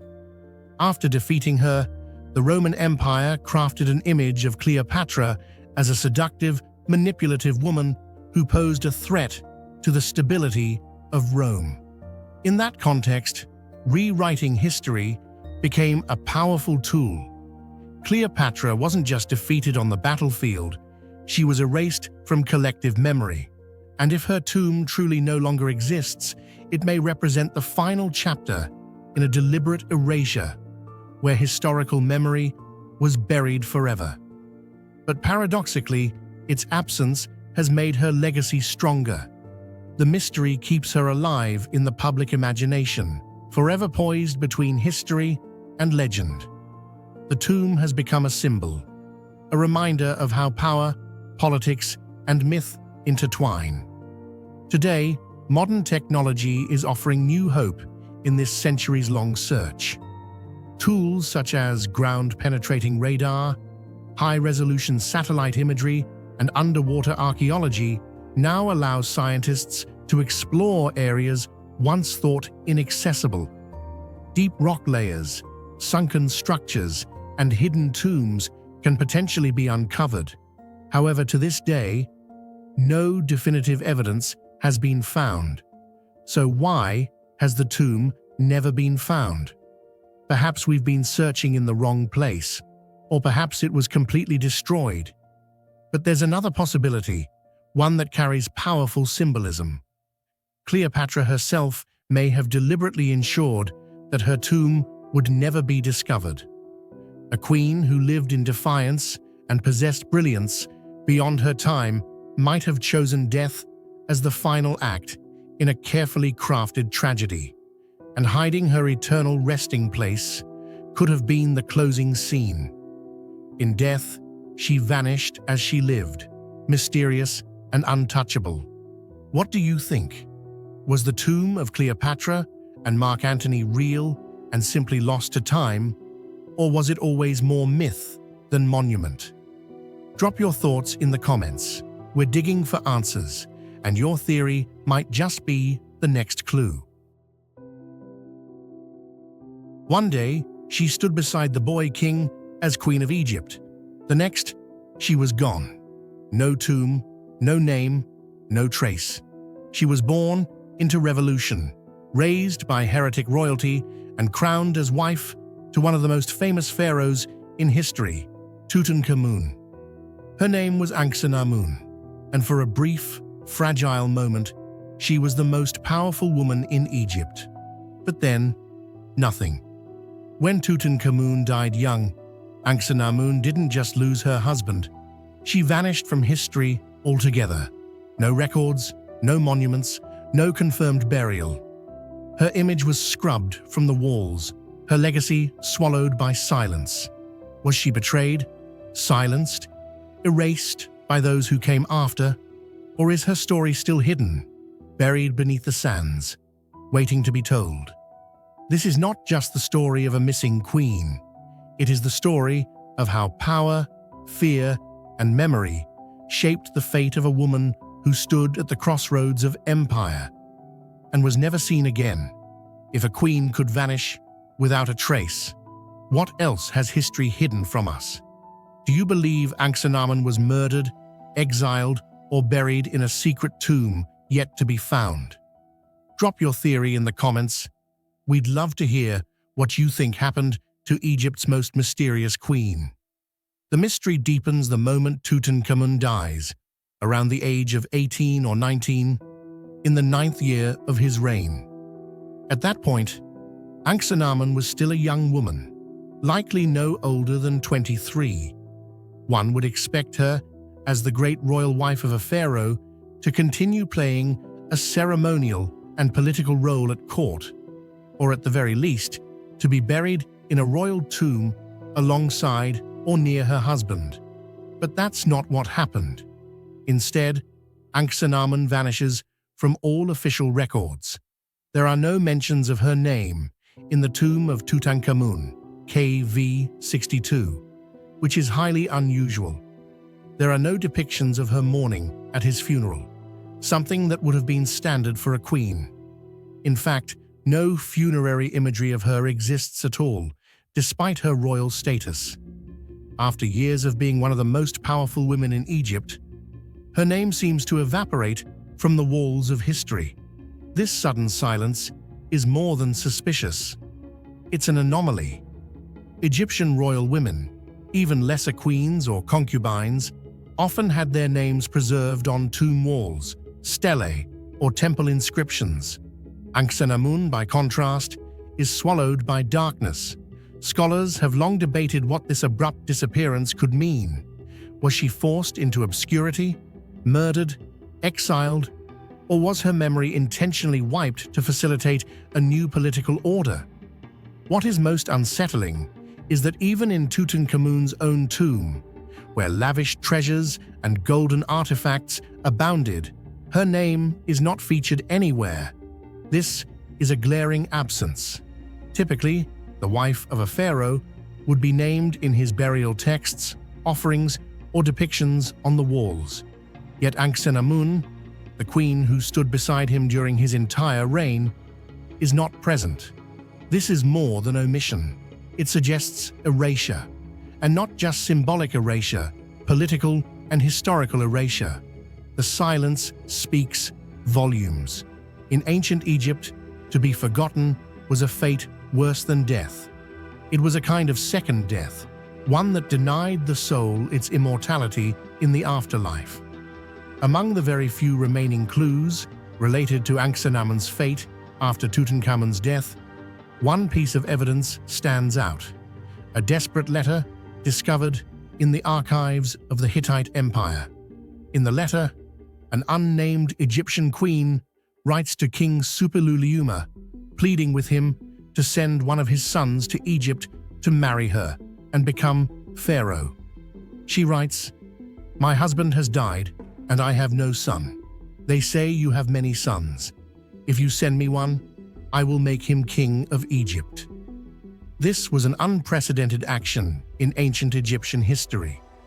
For a queen to personally propose marriage to a foreign prince, especially from a kingdom that had once been in conflict with Egypt, was a major taboo in royal tradition. Egyptian pharaohs usually married within their own bloodline, and foreign men were never permitted to rule the land. This act reveals just how desperate Anck-se-namun must have been, stripped of true power and forced to defy every convention in an attempt to save herself. King Suppiluliuma agreed and sent Prince Zananza, but tragedy struck. Zananza was assassinated on his way to Egypt, most likely by an internal faction that opposed foreign influence. And with the death of that prince, all remaining traces of Anck-se-namun vanished.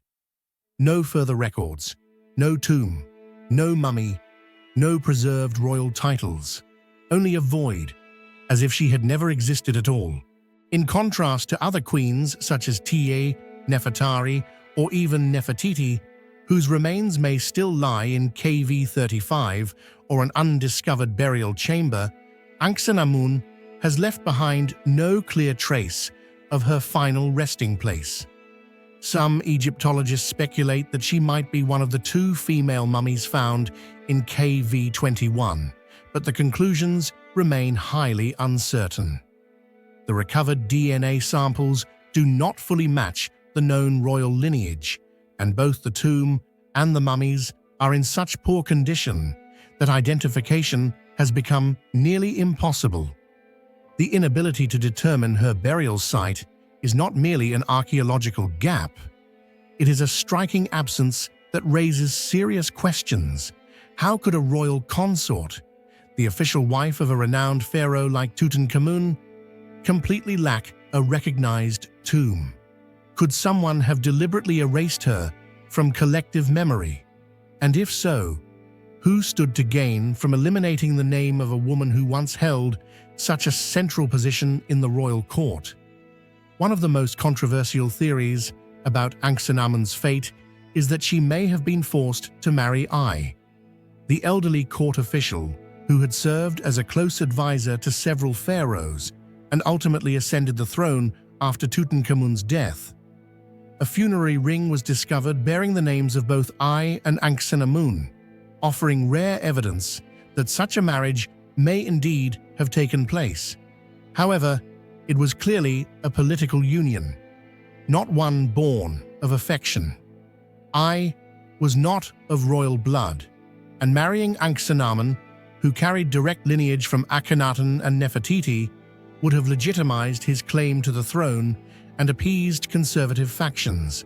But it appears that once I secured power, he no longer needed her. Some theories suggest that Anxanamun may have been removed, perhaps even killed, to eliminate any threat to the legitimacy of the new regime. If this is true, then her story did not end with honor or remembrance, but with betrayal and deliberate erasure from history. Anxanamun's entire life was spent navigating political chaos. She was born into the radical reign of Akhenaten, who shattered centuries of religious tradition. She was raised under the watch of Nefertiti, one of the most iconic queens in history. She married Tutankhamun, her half-brother or cousin, during Egypt's religious counter-revolution. She witnessed the collapse of one worldview and the brutal restoration of another. And when both her father and husband died, she stood alone in a world that may have had no place for her. Her disappearance is not just a historical puzzle, it's a tragedy. Anxanamun's story is one of power, survival, and eventual silence. Whether she died naturally, was murdered, or simply hidden away, we may never know. What we do know is that she was once a queen, and then very suddenly, she was not. Her names were scraped from stone, her memory left unspoken, her final fate buried in shadows. Perhaps that is why her story continues to haunt us, not because of what we know, but because of everything we do not know. And in ancient Egypt, forgetting was the greatest curse of all.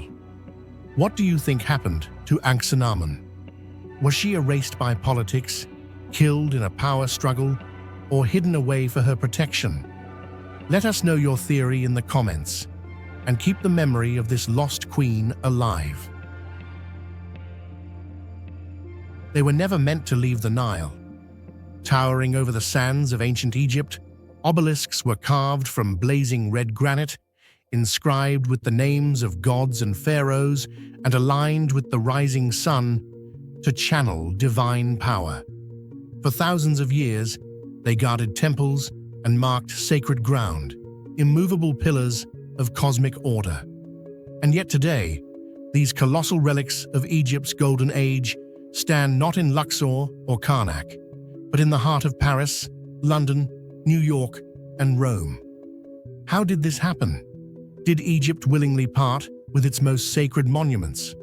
Or were they seized, piece by piece, through manipulation, conquest, and quiet cultural theft? This is the forgotten story of how empires redefined archaeology as diplomacy and turned ancient symbols of eternity into trophies of power. The truth is more than scandalous. It's a shadow war over history itself. If these obelisks were taken under unequal power, should they be returned? Do you see them as global treasures that belong to the world, or as sacred symbols that should go back to Egypt? Let us know what you think.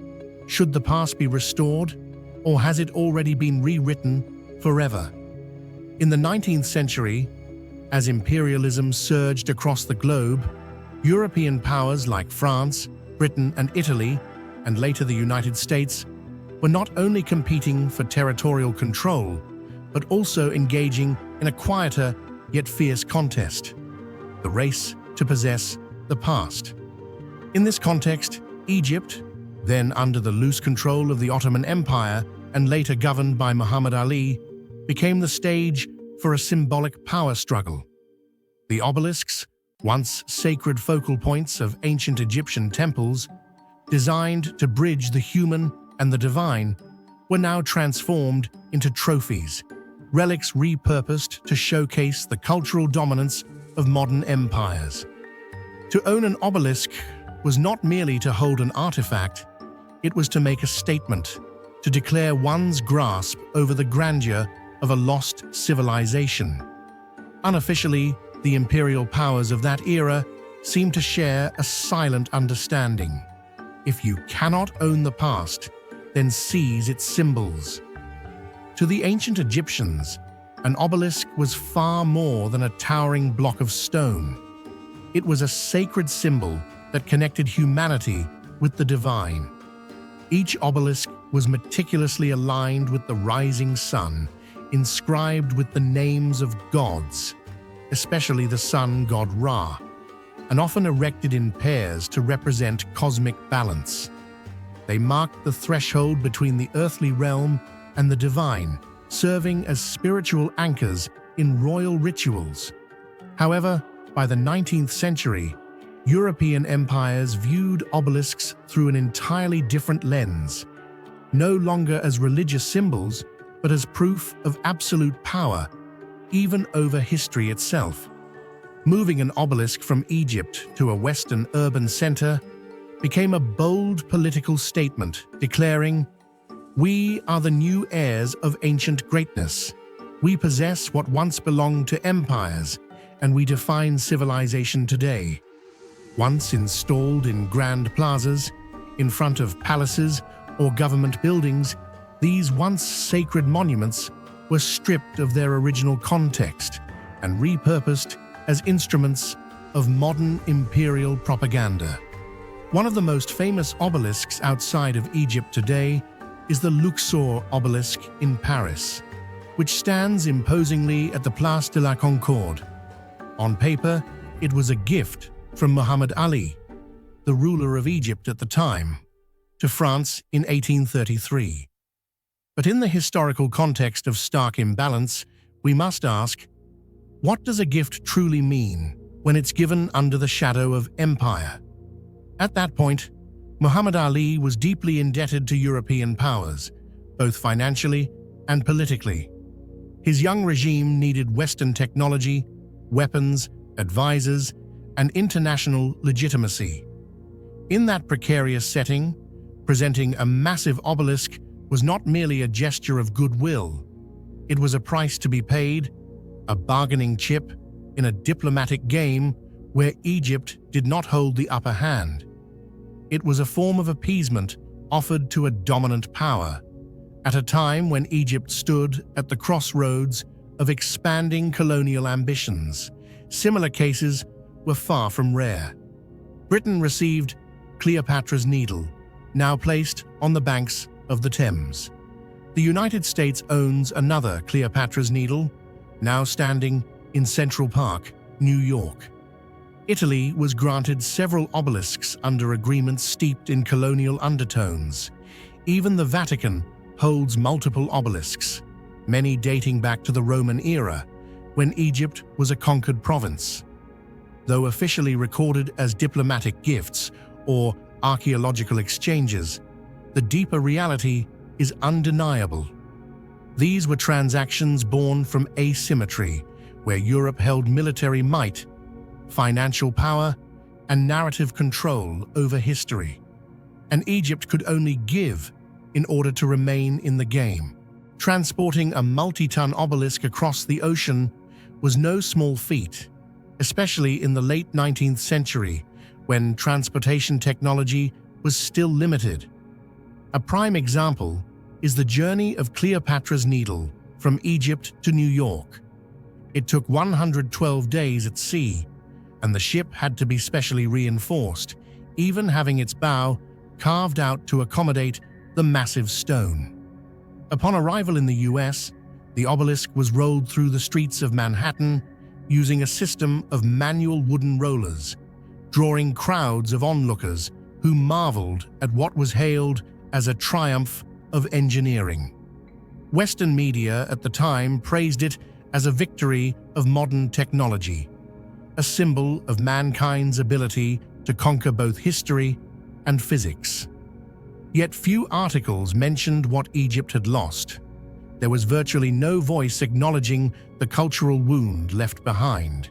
As a sacred piece of the Egyptian landscape, a marker of royal legacy and national identity was uprooted, shipped away, and reused as a curious decorative object in a foreign park.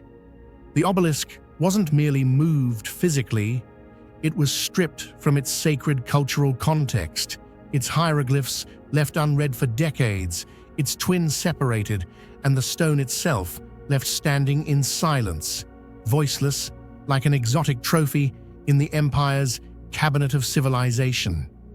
So what truly lies behind the wave of obelisks being removed from Egypt? The answer isn't confined to a single cause, but rather a complex blend of looting, diplomacy, and cultural erasure. Many obelisks were taken during times of conquest or under political pressure, not through outright violence, but through so-called legal agreements built on deep imbalance. Others were handed over as gestures of diplomacy, though in reality, they reflected Egypt's weakened position, forced to trade away its heritage in exchange for recognition or support from the West. There was also a subtler, more insidious process at work, the quiet erasure of cultural symbols, where these sacred monuments were uprooted from their spiritual context and inserted into foreign, modernized settings, where their original meaning was lost. To Egyptologists, this pattern forms part of a broader de-Egyptianization, a gradual dismantling and export of ancient heritage piece by piece, while the native people were left to watch, disconnected from the very past that once defined them. Today, many Egyptians and scholars worldwide are questioning the legacy of this mass removal. Should these obelisks be returned? Can they be? Should nations acknowledge the coercion hidden behind those gifts? More importantly, we ask, what does it mean for a country to lose the symbols of its soul? Can a nation fully reclaim its identity when its monuments stand not at home, but on foreign soil, devoid of the landscapes that gave them meaning? These obelisks were not just stone, they were messages carved in granite, meant to last eternally. But they now whisper in unfamiliar air, far from the gods and kings they once honored. Would you support repatriating these obelisks to Egypt? Or do you believe they now belong to the world? Drop your thoughts in the comments. Before fire met ore, before blacksmiths ever hammered swords on anvils, there were beads, tiny glimmering fragments of iron, not from earth, but from the heavens, not melted, not cast, but shaped, carefully, patiently, with nothing but hands, tools, and time. Deep beneath the desert sands of ancient Egypt, long before the first iron forge ever roared to life, archaeologists made a discovery that would rewrite the early chapters of human technology. In a 5,000-year-old grave, older than the Great Pyramid itself, they found something that shouldn't have existed yet: iron. But this wasn't just any iron. It bore the unmistakable signature of something cosmic, iron that fell from space, crafted not with heat, but with precision. These beads whisper of a lost mastery, a civilization that not only revered the stars, but learned to shape them. At a time when bronze was new and copper ruled the age, how did these ancient artisans manage to work a material harder than anything they had ever encountered?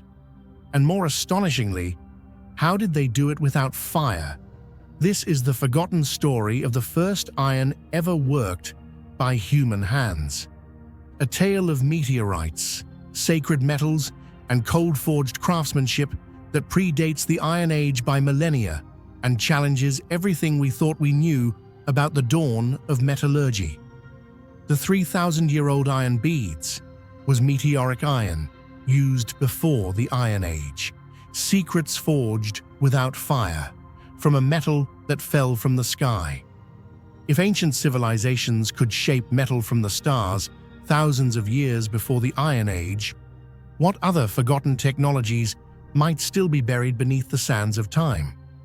Do you believe this was a rare accident, or evidence of a lost tradition of early metalworking? Share your thoughts in the comments. The origin of the metal is the key factor that makes these 3,000-year-old iron beads so extraordinary. chemical analysis revealed unusually high levels of nickel and cobalt, a clear indicator of meteoritic iron, meaning metal fragments from outer space that fell to Earth after blazing through the atmosphere in a fiery descent. But even stronger evidence lies in the presence of Wittgenstein patterns, a cross-hatched crystal structure that can only form as a metal core slowly cools in the vacuum of space over millions of years. This feature cannot be reproduced by any metallurgical method on Earth, not even with modern technology. In other words, this is extraterrestrial metal, unmistakable in origin. To the ancient Egyptians, this sky-fallen iron likely held deep spiritual or divine meaning. They called it Bion Pet, which literally means metal from the heavens. Its rarity and celestial origin may have elevated it to the status of a sacred material, reserved only for funerary rites, the noble class, or high religious ceremonies. Yet what astonishes modern scientists is not just its origin, but also how these iron beads were crafted, without fire, furnaces, or any melting techniques. A mystery we are about to uncover next. Here lies the most remarkable and perhaps most overlooked aspect of the Goethe iron beads. They were not forged with fire, but with force. The iron was not melted. It was cold forged, or more precisely, hammered while cold, a technique known in metallurgical terms as cold working. Cold working is a process where metal is shaped without heating it beyond its recrystallization point, in this case, without heating it at all.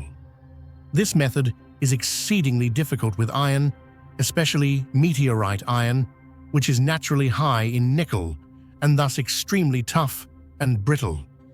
Only a highly skilled artisan, with an intimate understanding of materials and a painstaking dedication, could shape such hard material into symmetrical, tubular beads less than a centimeter long. Imagine the process: taking a shard of meteorite, hard as rock, but with a rough, uneven surface, and slowly tapping it, shaping it, rolling it, over days, perhaps weeks. One wrong strike, and the brittle metal could shatter. The artisan must have intuitively known how much force to apply, from which angle, and how many strokes were needed to curve and hollow the metal into a bead. These were not blacksmiths in the conventional sense. These were celestial metalworkers, crafting the sky's remains into jewelry, long before humanity understood the chemistry of metals or the process of smelting. Their workshop had no furnace. Their tools may have been as simple as a stone or copper hammer, and a patience born of reverence. In fact, metallurgists studying these beads note microfractures and deformation lines consistent with cold working at ambient temperatures. This is not guesswork. It is forensic evidence of an advanced, hands-on technique executed millennia before ironworking became a global technology. The process also suggests intentional design. These were not accidental curios. They were carefully curated, shaped, and polished. One bead shows signs of having been rolled into a tube and smoothed at the edges. This implies not just function, but aesthetic vision. It begs the question, where did this knowledge come from? Did they develop it independently, or were there early centers of experimental metalwork, now lost to time? These ancient iron beads may appear small and insignificant at first glance, just a few ornaments buried in an old grave. But behind their simple form lies a monumental milestone in human history. They mark the very first time humans used iron, thousands of years before the official beginning of the Iron Age. More remarkably, they represent the earliest known evidence of cold forging iron, a technique that requires deep knowledge of material properties far beyond the technological capabilities of their time. What makes them even more extraordinary is that their creation was not for practical use, but imbued with ritual and sacred symbolism. To the ancient Egyptians, this was not merely metal, it was a gift from the sky, a symbol of power, divinity, and the cosmos. These beads are the embodiment of a multi-dimensional mindset, where technology, craftsmanship, and spirituality are seamlessly intertwined. They reveal a civilization that didn't just gaze at the stars in wonder, but dared to touch the heavens and shape them into art. The meteoritic iron beads from Giza are not an isolated case. Similar artifacts have also been discovered in Mesopotamia, Anatolia, and even China, although most of them date to later periods. Most notably, the famous dagger of Pharaoh Tutankhamun, crafted more than 1,000 years after the Giza beads, was also made from meteoritic iron, containing a high nickel content and exhibiting near-total resistance to rust. This reveals a property that ancient metalworkers could not have known, but which modern science has confirmed. Meteoritic iron is significantly more durable than conventional smelted iron. This raises a provocative question. Did a pre-Iron Age knowledge of meteoritic iron once exist? Could this metal from the heavens have been collected, traded, and revered across ancient civilizations? The answer may not lie solely in what we excavate, but in how we choose to interpret their value. To the ancients, iron from the sky was more than a material. It was myth, knowledge, and artistry, blended into a sacred form. History often draws lines: Stone Age, Bronze Age, Iron Age, as if evolution is neat and progressive. But the Giza beads challenge that neatness. They are anomalies, but meaningful ones. They reveal a burst of innovation, not built on widespread industrialization, but on ingenuity, reverence, and experimentation. In many ways, the story of the Giza beads is not just about metal. It's about how knowledge travels, not just through tools, but through values, beliefs, and curiosity, and how sometimes the oldest technologies can be the most elegant, not because they are complex, but because they are intentional, meticulous, and inspired by the stars. What do you think? Could this be the earliest form of precision metalworking in human history? Or even a lost tradition now buried under millennia of sand? Let's discuss it below. Imagine this. In just a few short decades, mighty empires that once ruled the Eastern Mediterranean, with grand cities, elite warriors, and vast trade networks, collapsed one after another like dominoes. No more kings, no more records, no more the echoing clang of bronze hammers in the valleys. Everything fell silent. This wasn't a slow decline. It was a sudden disintegration of an era once considered the pinnacle of ancient civilization. What kind of force could have wiped out so many powerful cultures in just a single generation, without leaving behind a clear explanation? More than 3,000 years have passed, and scientists are still struggling to find answers. The Bronze Age collapse remains one of the greatest mysteries of ancient history, a strange fracture where the light of progress abruptly went dark. What do you think truly caused a whole series of powerful civilizations to collapse almost simultaneously? Was it climate change, war, or something else we've never even considered? Share your thoughts in the comments below. Around 1250 BCE, the Eastern Mediterranean was the heart of a flourishing network of Bronze Age civilizations. The Hittite Empire controlled much of Anatolia, with its capital Hattusa famed for its massive stone architecture and sophisticated writing system that recorded countless diplomatic treaties and religious myths. To the south, Egypt was at the peak of its new kingdom, boasting both military power and a vibrant cultural and artistic life. In the west, Mycenae had become the dominant force in ancient Greece, surrounded by wealthy city-states, fortified walls, and a linear B script system used for managing administration and economy. Along the eastern coast, the city of Ugarit served as a strategic center of trade and diplomacy, acting as a hub for goods and communications between major cultures.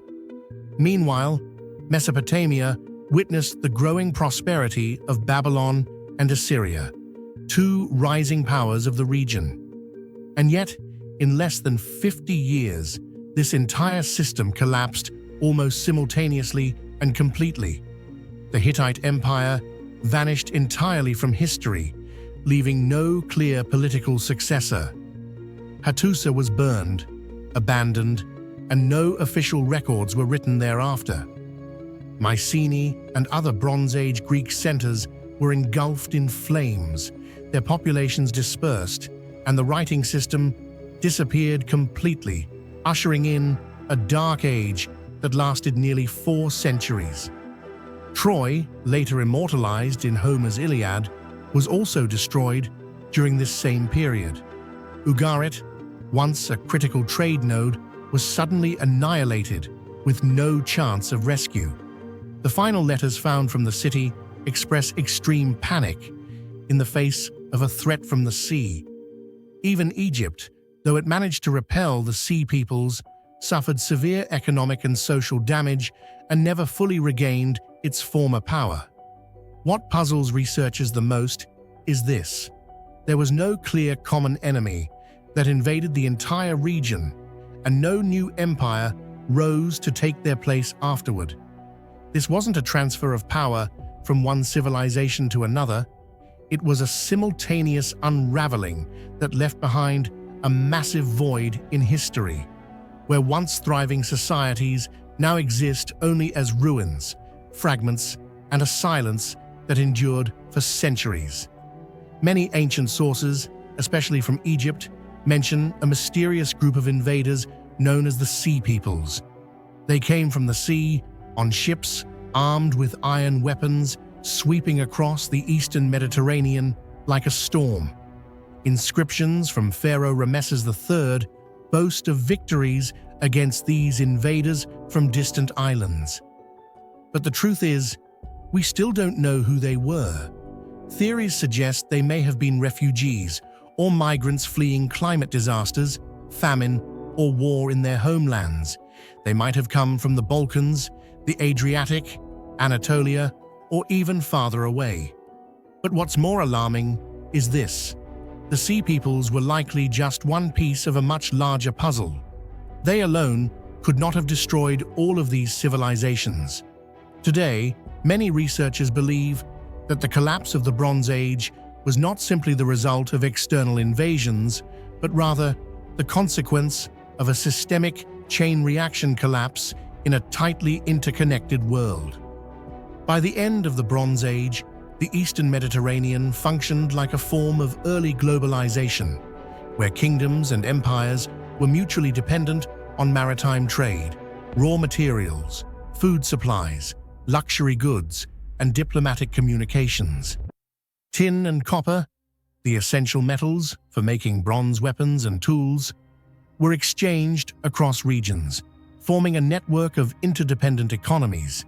The problem was, when one link in this system failed due to drought, internal unrest, or famine, it could trigger the collapse of the entire structure, like a domino effect. Scholars have proposed several key causes. Climate change, soil and pollen analysis indicates that a prolonged drought may have led to severe crop failures, triggering famine, mass migrations, and social instability. Earthquake storms. This region sits atop multiple fault lines, and archaeological evidence suggests a series of strong earthquakes occurred during the collapse period. Internal revolts and food crises. Some cities show signs of destruction from within, possibly due to uprisings by lower social classes or administrative collapse as over-centralized bureaucracies lost control. The rise of iron weapons. As iron began to replace bronze, traditional armies lost their technological edge, making old military systems increasingly vulnerable. These factors did not act in isolation. They combined to form a perfect storm that brought down what had seemed to be a robust system, enduring for centuries, collapsing it swiftly and beyond recovery. After the great civilizations of the Bronze Age collapsed, a dark age lasting from 200 to 400 years descended over much of the eastern Mediterranean. Monumental architecture ceased to be built. Writing systems, once used to record trade, laws, and history, completely disappeared. Populations scattered into small, isolated communities with no central authority. Governments crumbled, international trade halted, and cultural life regressed by centuries. In Greece in particular, civilization took nearly 500 years to recover, only beginning to re-emerge with the rise of Athens and Sparta in the 8th century BCE. Remarkably, no one from that time left behind an explanation for why the old world ended. All we have are ruins, shattered clay tablets, abandoned cities, and countless unanswered questions. The story of the Bronze Age collapse isn't just an ancient mystery. It's also a stark reminder of how fragile civilizations can be, no matter how powerful they appear. When multiple stressors like climate change, supply chain disruptions, disease, warfare, and overdependence on complex systems occur simultaneously, even invincible empires can fall quickly. What are your thoughts on the Bronze Age collapse?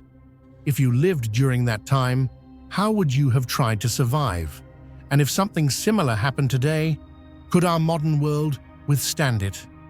Share your thoughts in the comments below. Imagine unearthing an ancient sword from the spring and autumn period, over 2,000 years ago, buried deep in damp soil, lying beside decayed wood and human bones. You open the scabbard, expecting corroded metal ruined by time. But instead, you find a blade shining like a mirror, sharp enough to slice through a stack of paper. No rust, no cracks. This isn't legend, it's real, and it remains one of the greatest unsolved mysteries in archaeology and material science. How could a bronze sword defy both nature and time itself? Who forged it? And what technique allowed it to remain pristine for more than 2 millennia? The Sword of Gujian is not just a historical artifact. It is a gateway into a lost world of ancient knowledge, where the secrets of forgotten metallurgy still wait to be uncovered. Join us as we explore the strangest sword in human history and the never-ending scientific journey it inspires. Could this be just a random achievement, or a trace left behind by a long-lost ancient knowledge? Share your thoughts in the comments below. Do you believe in forgotten technologies, or is there still a scientific explanation waiting to be discovered? In 1965, a team of Chinese archaeologists excavated an ancient tomb from the spring and autumn period in Hubei province. Inside a carefully sealed stone coffin, surrounded by valuable artifacts and ancient human remains, they discovered a bronze sword. At first glance, it appeared unremarkable, just another relic among thousands. But when they drew the sword from its scabbard, the entire team was stunned. The blade gleamed as if freshly forged, sharp enough to slice through a stack of paper, and showed no signs of rust whatsoever. In the damp earth, with stagnant air and over 2 millennia having passed, virtually no metal should have remained intact like this. Remarkably, the sword's surface was not only free of oxidation, but retained exceptional sharpness and shine. This discovery posed a troubling question for modern science. How could ancient people, without modern technology or microscopic precision tools, have crafted a weapon so corrosion-resistant that even today's materials struggle to compare? This was no ordinary artifact. It was a materials science paradox, evidence that ancient metallurgy may have been far more complex and advanced than we've long assumed. Shortly after the sword's discovery, experts immediately began a detailed analysis to uncover the secret behind its extraordinary resistance to rust. The results revealed that the blade was forged from a bronze-tin alloy with a highly specific elemental distribution. The tip of the blade contained a higher concentration of tin, enhancing its hardness and sharpness, ideal for a weapon designed for combat. Meanwhile, the main body of the sword had a higher copper content, which increased flexibility and helped prevent breakage upon impact. Most notably, scientists detected traces of sulfur, lead, and iron, elements not commonly found in traditional ancient alloys. Combined with advanced heat treatment techniques, these created an ultra-thin yet stable oxide layer that coated the entire blade surface. This layer was capable of completely preventing the penetration of oxygen and moisture, acting as a chemical shield that preserved the inner metal. Astonishingly, this protective coating functions similarly to modern nano-coating technologies, even though it was crafted over 2,000 years ago. Whether the result of deep metallurgical understanding or a stroke of genius, this discovery remains a scientific marvel far ahead of its time. In addition to metallurgy, scientists paid special attention to the preservation conditions of the sword within the ancient tomb, an essential factor when considering its astonishing state of preservation. The tomb was built from sealed stone, almost completely isolated from outside air, which significantly reduced natural oxidation processes. The groundwater level in the area was also found to be stable, preventing strong chemical reactions that could corrode metal.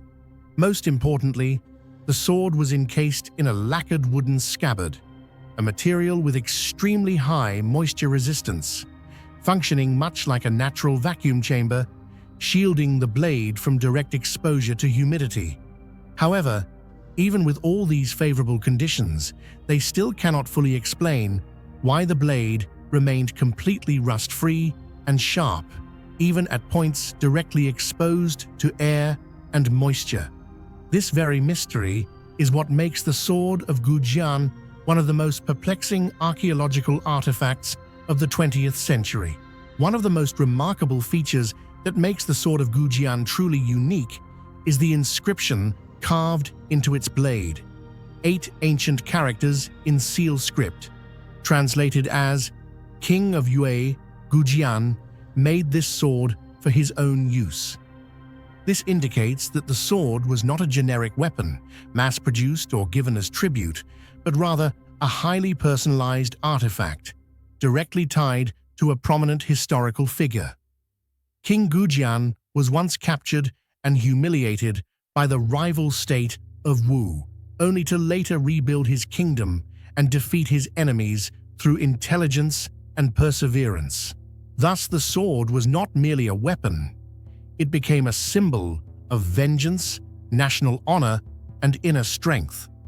Remarkably, the inscription is incredibly shallow and finely carved, visible only under magnification, which suggests that ancient craftsmen may have employed highly precise micro-engraving techniques far beyond what is typically expected from ancient metalwork, adding yet another layer of mystery to the skills and technology of the era.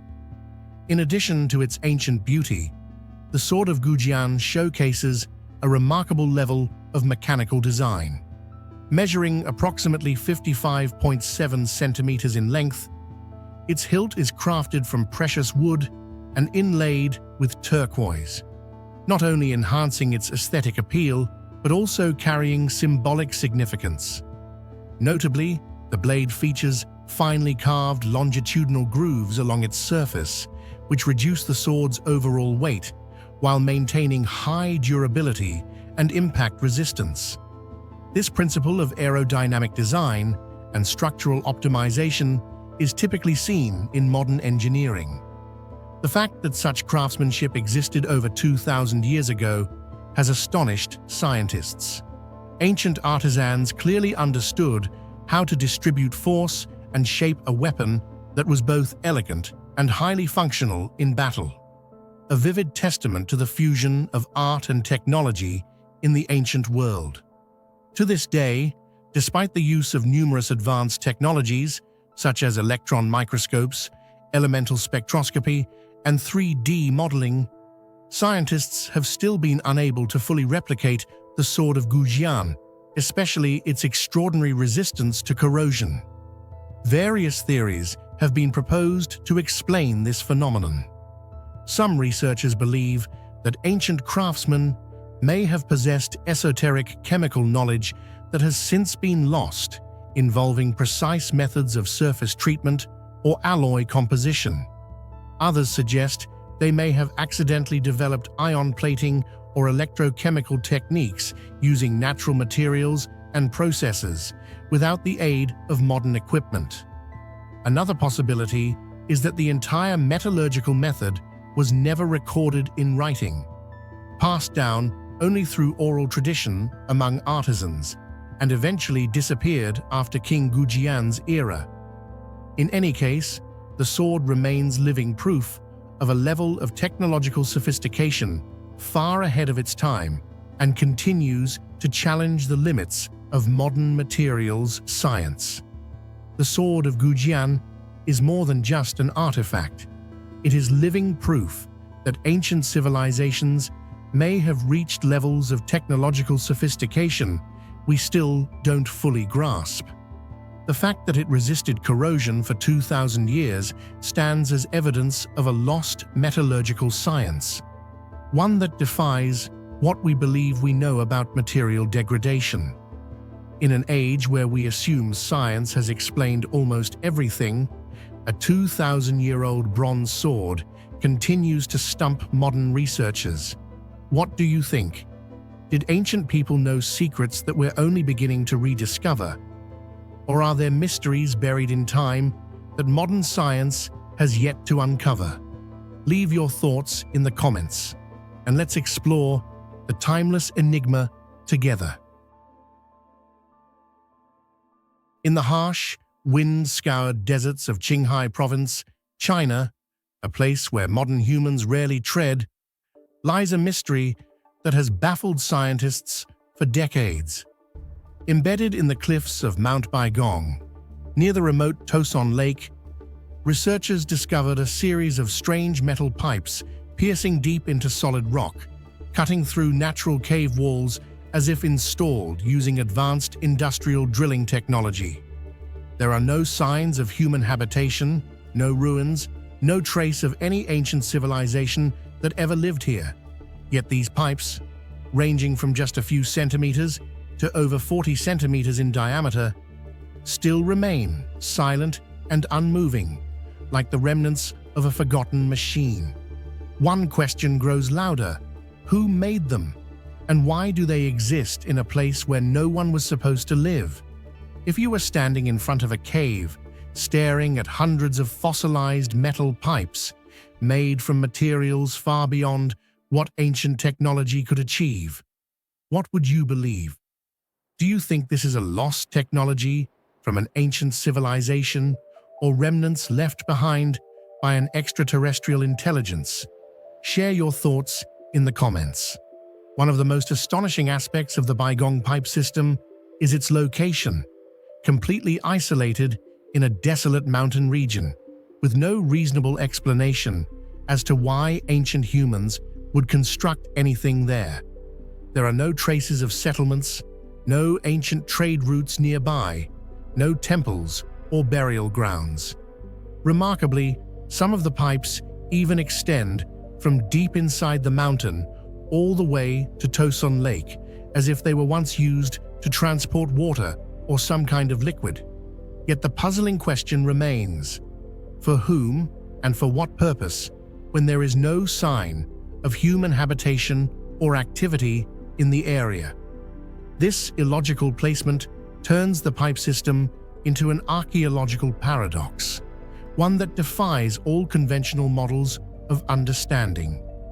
What makes the Baigong pipe system one of the most challenging mysteries for scientists does not lie in its shape or location, but rather in its extraordinary metal composition, a material that seemingly defies the logic of any known metallurgical process, ancient or modern. When samples of the pipes were analyzed at the Chinese Institute of Geology, the results stunned the entire research team. The material was not pure iron, as many had assumed, but instead contained about 30% iron, along with significant amounts of silicon dioxide, SiO2, and calcium oxide, CaO, two substances commonly found in rock or ceramics, but rarely, if ever, intentionally combined with iron in any smelting process. This raises a fundamental question: how could ancient people have fused iron with non-metallic oxides without compromising the material's integrity? Achieving this would require extremely high temperatures and very precise chemical control, capabilities that no known prehistoric civilization possessed. Even in modern metallurgy, adding silicon dioxide or calcium oxide to iron is uncommon, as these substances tend to make alloys brittle and structurally weak. Yet the Baigong pipes, which are believed to be thousands, even tens of thousands of years old, remain intact in shape, with some segments partially petrified, while still preserving their original structure. Furthermore, some analyses revealed traces of unidentified organic compounds. This has led to speculation that the pipes once carried a liquid that was not merely water, but perhaps a biological substance, a chemical fluid, or something tied to a complex technological purpose. With their uniform structure, heat-resistant and corrosion-resistant outer layers, many experts suspect they were part of an advanced fluid handling or energy transmission system, rather than simple drainage pipes or naturally formed artifacts, as some simplistic theories suggest. Adding to the enigma is the petrification process found in these pipes. Instead of rusting like ordinary iron, the Baigong pipes have undergone mineralization, gradually transforming from metal into a ceramic or stone-like form, a process that typically takes tens of thousands of years under stable environmental conditions. The outer surfaces of many pipes appear as if they had been fired at high temperatures, then cooled rapidly, much like high-end ceramic manufacturing techniques, but applied to metal. Because of these factors, researchers can't help but ask, who created such a strange alloy? And why does its composition match no known metallurgical formula, ancient or modern, on Earth? Could this be a lost technology, or perhaps a remnant of an ancient civilization, one that may not have even been human as we know it? Whatever the answer, the unusual composition of the Baigong pipes remains at the heart of a mystery that modern science has yet to solve. Faced with the strange nature of the Baigong pipe system, many theories have been proposed to explain the phenomenon, either as a natural occurrence or a product of ancient human activity. However, none of these explanations have proven convincing or withstood scientific scrutiny. One of the most common suggestions is that these are fossilized tree roots, but tree roots do not contain iron, are not hollow symmetrical cylinders, and certainly cannot form a ceramic-like glaze as observed on some of the pipes. Another theory claims they might be part of an ancient water conduit system, yet the surrounding area shows no trace of human habitation, agriculture, or religious activity, rendering this theory implausible.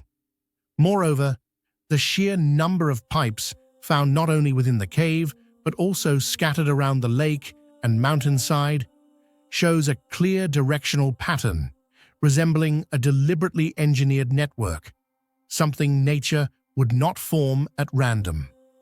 One of the most unsettling aspects for archaeologists is the complete absence of human traces in the area where the Baigong pipe system was discovered. There are no building foundations, no forges, no pottery shards, no stone tools, no human remains, not even ashes or remnants of campfires. We are looking at a structure with clear mechanical characteristics, yet there is no sign of any engineers, craftsmen, or communities that could have built it. If the theory that ancient people constructed it is correct, then they must have been incredibly advanced. But paradoxically, they left behind no other trace of their existence. This very contradiction places the Baigong pipes completely outside all accepted historical frameworks. For a brief period, local authorities described the Baigong pipe system as the remnants of an alien base on the official tourism website of Qinghai province. Although that description was quietly removed later, it had already spread and captured attention from around the world. Since then, numerous expeditions, including UFO researchers, proponents of ancient alien theories, and experimental scientists, have visited the site. However, to this day, no complete explanation has ever been provided. The system remains silent and unmoving, as if it were daring humanity to uncover the truth behind it. In the end, the Baigong pipe system remains one of the greatest mysteries of ancient technology ever recorded on Earth. If it is a natural phenomenon, it is far too symmetrical and organized to have formed by chance. If it was created by humans, it far surpasses the capabilities of any known ancient civilization. And if it is the remnant of an extraterrestrial design, then it may be one of the few physical clues that compel us to re-examine the entire history of humankind, not with blind belief, but with the question, how much do we truly know about our own past?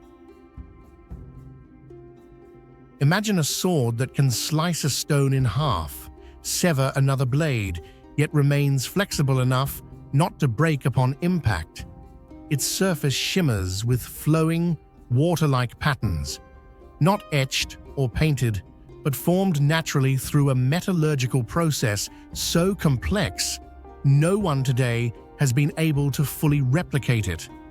This is Damascus steel, a legendary material that shaped the course of warfare for centuries, only to vanish suddenly like a miracle lost before it could be understood. What's even more astonishing is this: with all the tools of modern science, from electron microscopes to atomic simulations, humanity still cannot recreate a true Damascus blade like our ancestors once did. Why would an ancient technique remain out of reach in the 21st century? What secrets were buried with it? And will we ever rediscover them, or forever live in the shadow of a forgotten genius? What do you think is the real reason we still can't recreate Damascus steel? Is it because the ancient materials are lost, the techniques forgotten, or is there another secret no one dares to admit? Share your theory in the comments. Who knows, you might be holding the missing piece of this ancient mystery. Damascus steel is the perfect fusion of art and lethality, a material whose beauty is inseparable from its deadly function. What immediately sets this steel apart is the natural patterns that appear on the blade's surface. These are not etched decorations or acid engravings, but rippling wave-like lines, burnt wood grain, or swirling sparks formed from the metal's very microstructure. These patterns result from a process of repeated heating, cooling, forging, and folding, through which layers of carbon and iron fuse at the atomic level. They are not manually drawn. but rather a structural signature of the material itself, crafted by ancient blacksmiths using generations of intuition and hands-on mastery. More than mesmerizing in appearance, Damascus steel also possesses extraordinary cutting power. According to records and legends, a true Damascus blade could slice through armor, cut another sword in half, or even split a falling strand of hair mid-air. Some accounts claim the blade could draw a flawless line across a fingernail without scratching the skin, or even cut cleanly through river stones. This nearly perfect balance of sharpness, hardness, and flexibility made Damascus steel the pinnacle of ancient metallurgical art, turning any weapon forged from it into a legend. Although the name Damascus evokes the capital of Syria, the true origin of this legendary steel actually traces back to ancient India, where a remarkably pure form of steel known as wootz steel was first produced. As early as the 3rd century BCE, Indian metallurgists had developed a technique of smelting iron ore in high-temperature charcoal furnaces under low oxygen conditions. This process yielded steel ingots with a high carbon content, exceptional purity, and a unique internal structure, forming the very foundation of what would later become Damascus steel. These wootz ingots were not only used domestically, but also became strategic trade commodities, transported along ancient trade routes to the Middle East, where civilizations such as Persia, Syria, and Turkey transformed them into elite weapons. In the forges of Damascus, artisans did far more than simply cast steel. They employed highly intricate techniques of repeated folding and forging, meticulously controlling oxidation and adjusting the cycles of heating and cooling to enhance the bonding of metal layers. The result was Damascus blades with razor-like sharpness, astonishing flexibility, and durability far beyond ordinary weapons. This wasn't merely a metallurgical achievement, it was the product of a fusion between Indian scientific ingenuity and the artistic forging traditions of the Middle East. Around the late 18th century, Damascus steel suddenly vanished from the world, without leaving behind any clear explanation. Strangely, its disappearance wasn't due to weapons becoming obsolete or unnecessary. Instead, it was because people simply could no longer produce Damascus steel. Traditional blacksmith forges gradually shut down. The artisans who once crafted legendary blades shifted to using industrial steel with simpler processes. Even more unsettling is this fact: no detailed records of the original Damascus-making process were preserved, or if they ever existed, they were lost to history. Some scholars suggest the cause may have been the depletion of wootz steel sources in India, or that the master craftsmen who held the knowledge failed to pass it on when the Mughal Empire collapsed. Others argue that seemingly minor changes, such as the type of charcoal used, the chemical makeup of the iron ore, or the adoption of European forging methods, disrupted the microscopic conditions essential for producing true Damascus steel. It was a metallurgical art so precise that even the slightest deviation, temperature, humidity, cooling speed, could ruin the entire process. And so, a technique once considered the pinnacle of human craftsmanship fell completely into darkness. In the age of electron microscopes, atomic spectroscopy, and ultra-precise isotope analysis, one would think that reconstructing an ancient alloy would be a straightforward task. Yet when scientists around the world have attempted to recreate Damascus steel, they've all encountered a strange paradox. While they can produce strong steel with wave-like surface patterns, none have succeeded in reproducing the exact internal structure, mechanical properties, or performance of true ancient Damascus steel. What shocked the scientific community even more was the discovery, through analysis of authentic ancient Damascus blades, of carbon nanotubes and highly complex atomic-scale structures. These are phenomena modern science didn't even begin to understand until the late 20th century. This revelation led to a bold hypothesis. Could ancient blacksmiths, through intuition and hands-on experience, have unknowingly created nanotechnology thousands of years before its discovery? No one can say for certain which variables were key. Did they use the exact right type of iron ore, precisely balanced impurities, or a specific heat-cooling cycle with narrowly defined temperature thresholds? Even seemingly minor factors, the kind of wood used for charcoal, the cooling rate, or even the humidity inside the forge, might have played a crucial role. Just one deviation, and the result would be nothing more than ordinary steel. To this day, dozens of research teams continue the quest to recreate Damascus steel. Some modern versions come close in durability or appearance, but they remain contemporary imitations, never truly replicating the unique crystal structure, mysterious mechanical performance, or legendary micro-features of the original blades. This is no longer just a metallurgical challenge. It has become a race between modern science and the forgotten brilliance of the ancient world. Damascus steel is not merely a type of metal, it is a symbol of a lost technological civilization. These blades carry not just sharpness, but a timeless mystery, forged by ancient masters who may have touched the edges of modern science through intuition, skill, and hands-on experience, and then carried their secrets to the grave.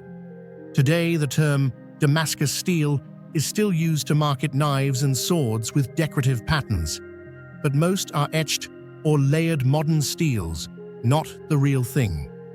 The original has been buried by time, leaving behind only questions that no one has yet answered.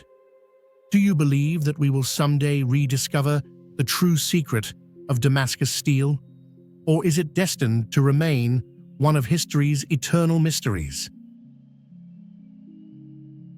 Hidden beneath the mist of northern forests, nestled deep within the silent slopes of the Caucasus Mountains, lies a series of strange structures that defy every definition in modern archaeology.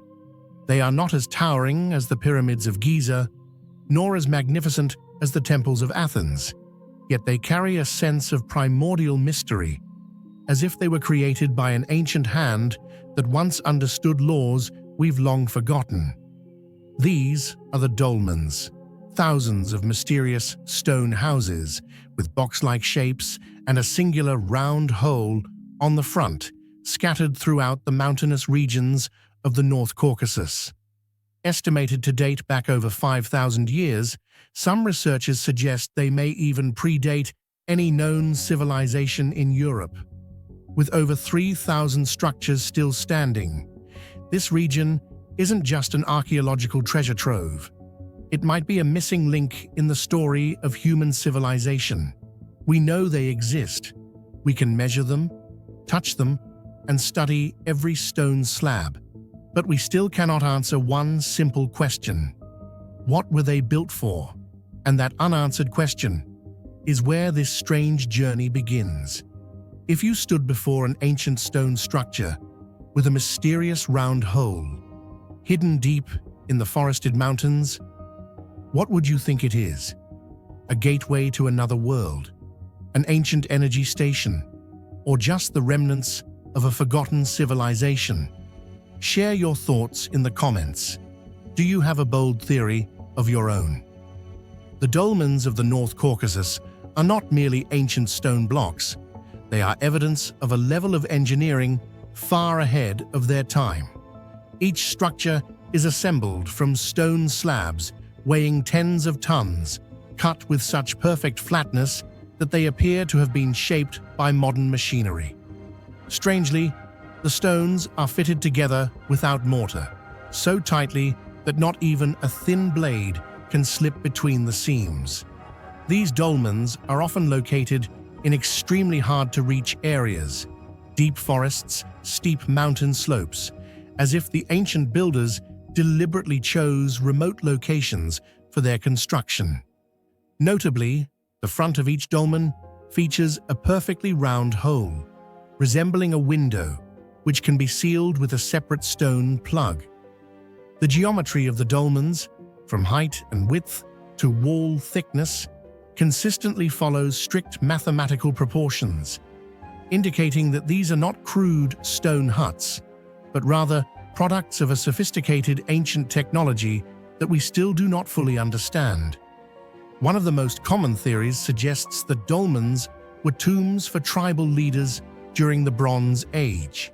However, archaeological evidence seems to indicate otherwise.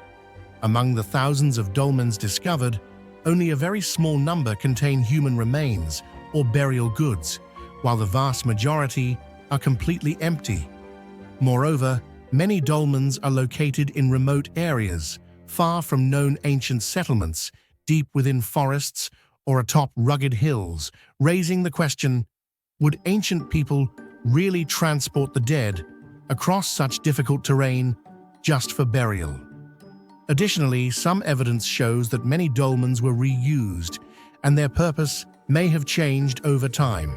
If so, they may not have been built as permanent burial sites, but rather as sacred, multifunctional structures used by the community for rituals, spiritual practices, or even for purposes that have never been recorded in history. What makes the dolmens of the North Caucasus one of the greatest archaeological mysteries isn't their number or age, but rather the fact that their true purpose remains entirely unknown. Despite decades of research, no single theory has gained full consensus among scholars. These dolmens do not resemble typical tombs, nor do they bear the features of temples, dwellings, or defensive structures. Their box-like shape, the circular hole at the front, the cramped interior space, and the consistent design across thousands of structures all suggest a high degree of uniformity. Yet they do not fit any functional architectural category recognized by modern archaeology. Some propose they may be symbolic gateways to the afterlife, or ritual chambers designed for acoustic resonance, or even ancient energy stations used for healing, meditation, or spiritual communication. Others offer bolder ideas, suggesting they could be remnants of a lost, resonance-based technology.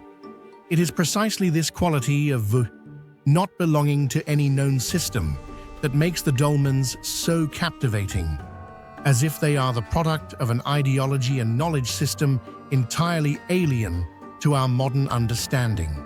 Some researchers believe that dolmens may have been used as tools for communicating with supernatural or cosmic forces. They discovered that many dolmens were built at intersections of natural energy lines, also known as ley lines, which are believed to connect ancient sacred sites. Interestingly, the internal structure of dolmens is capable of producing strange acoustic resonance, echoing in unusual ways. This has led to the theory that sound and frequency may have been used in ancient rituals to induce altered states of consciousness, allowing humans to connect with the spiritual realm. If this theory holds true, then dolmens are not merely physical structures, but also spiritual instruments, carrying within them vibrational knowledge that modern humanity has long forgotten.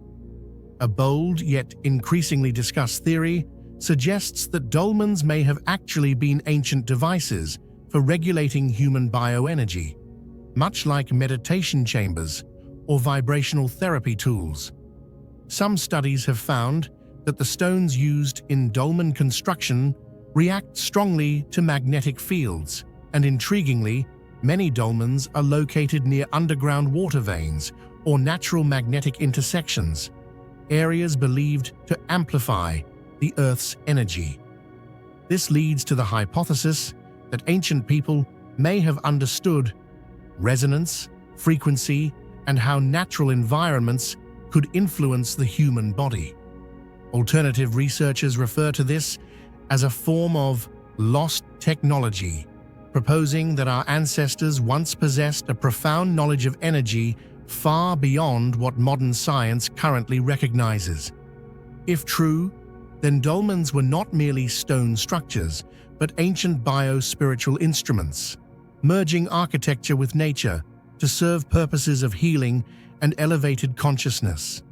Many scholars believe that dolmens were sites for ancestor worship or ancient spiritual rituals.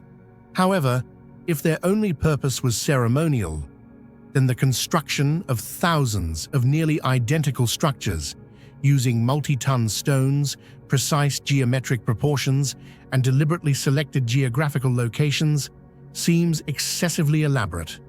No known ancient culture invested such immense effort and resources solely for standard religious rites.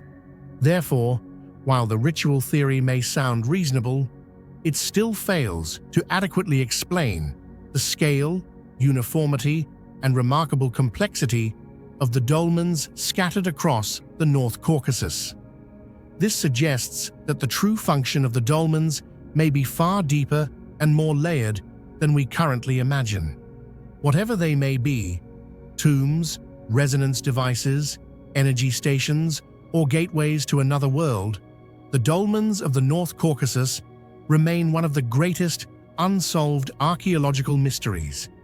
No inscriptions, no symbols, no explanations were left behind, only cold, silent stones bearing traces of a lost knowledge. Perhaps humanity once understood the world around us far more deeply, and the dolmens are the final echoes of a forgotten civilization, quietly calling us to listen, to question, and to awaken memories of truths once known, now buried beneath the sands of time. Imagine walking through the dense jungles of Mexico and suddenly coming face to face with a colossal stone head, taller than a man, weighing tens of tons, silently staring at you with lifeless yet commanding eyes. No name, no inscription, just a head, massive, vivid, as if the spirit of an ancient king still dwells within it. This is the Olmec, the very first civilization of the Americas, and yet one of its greatest mysteries.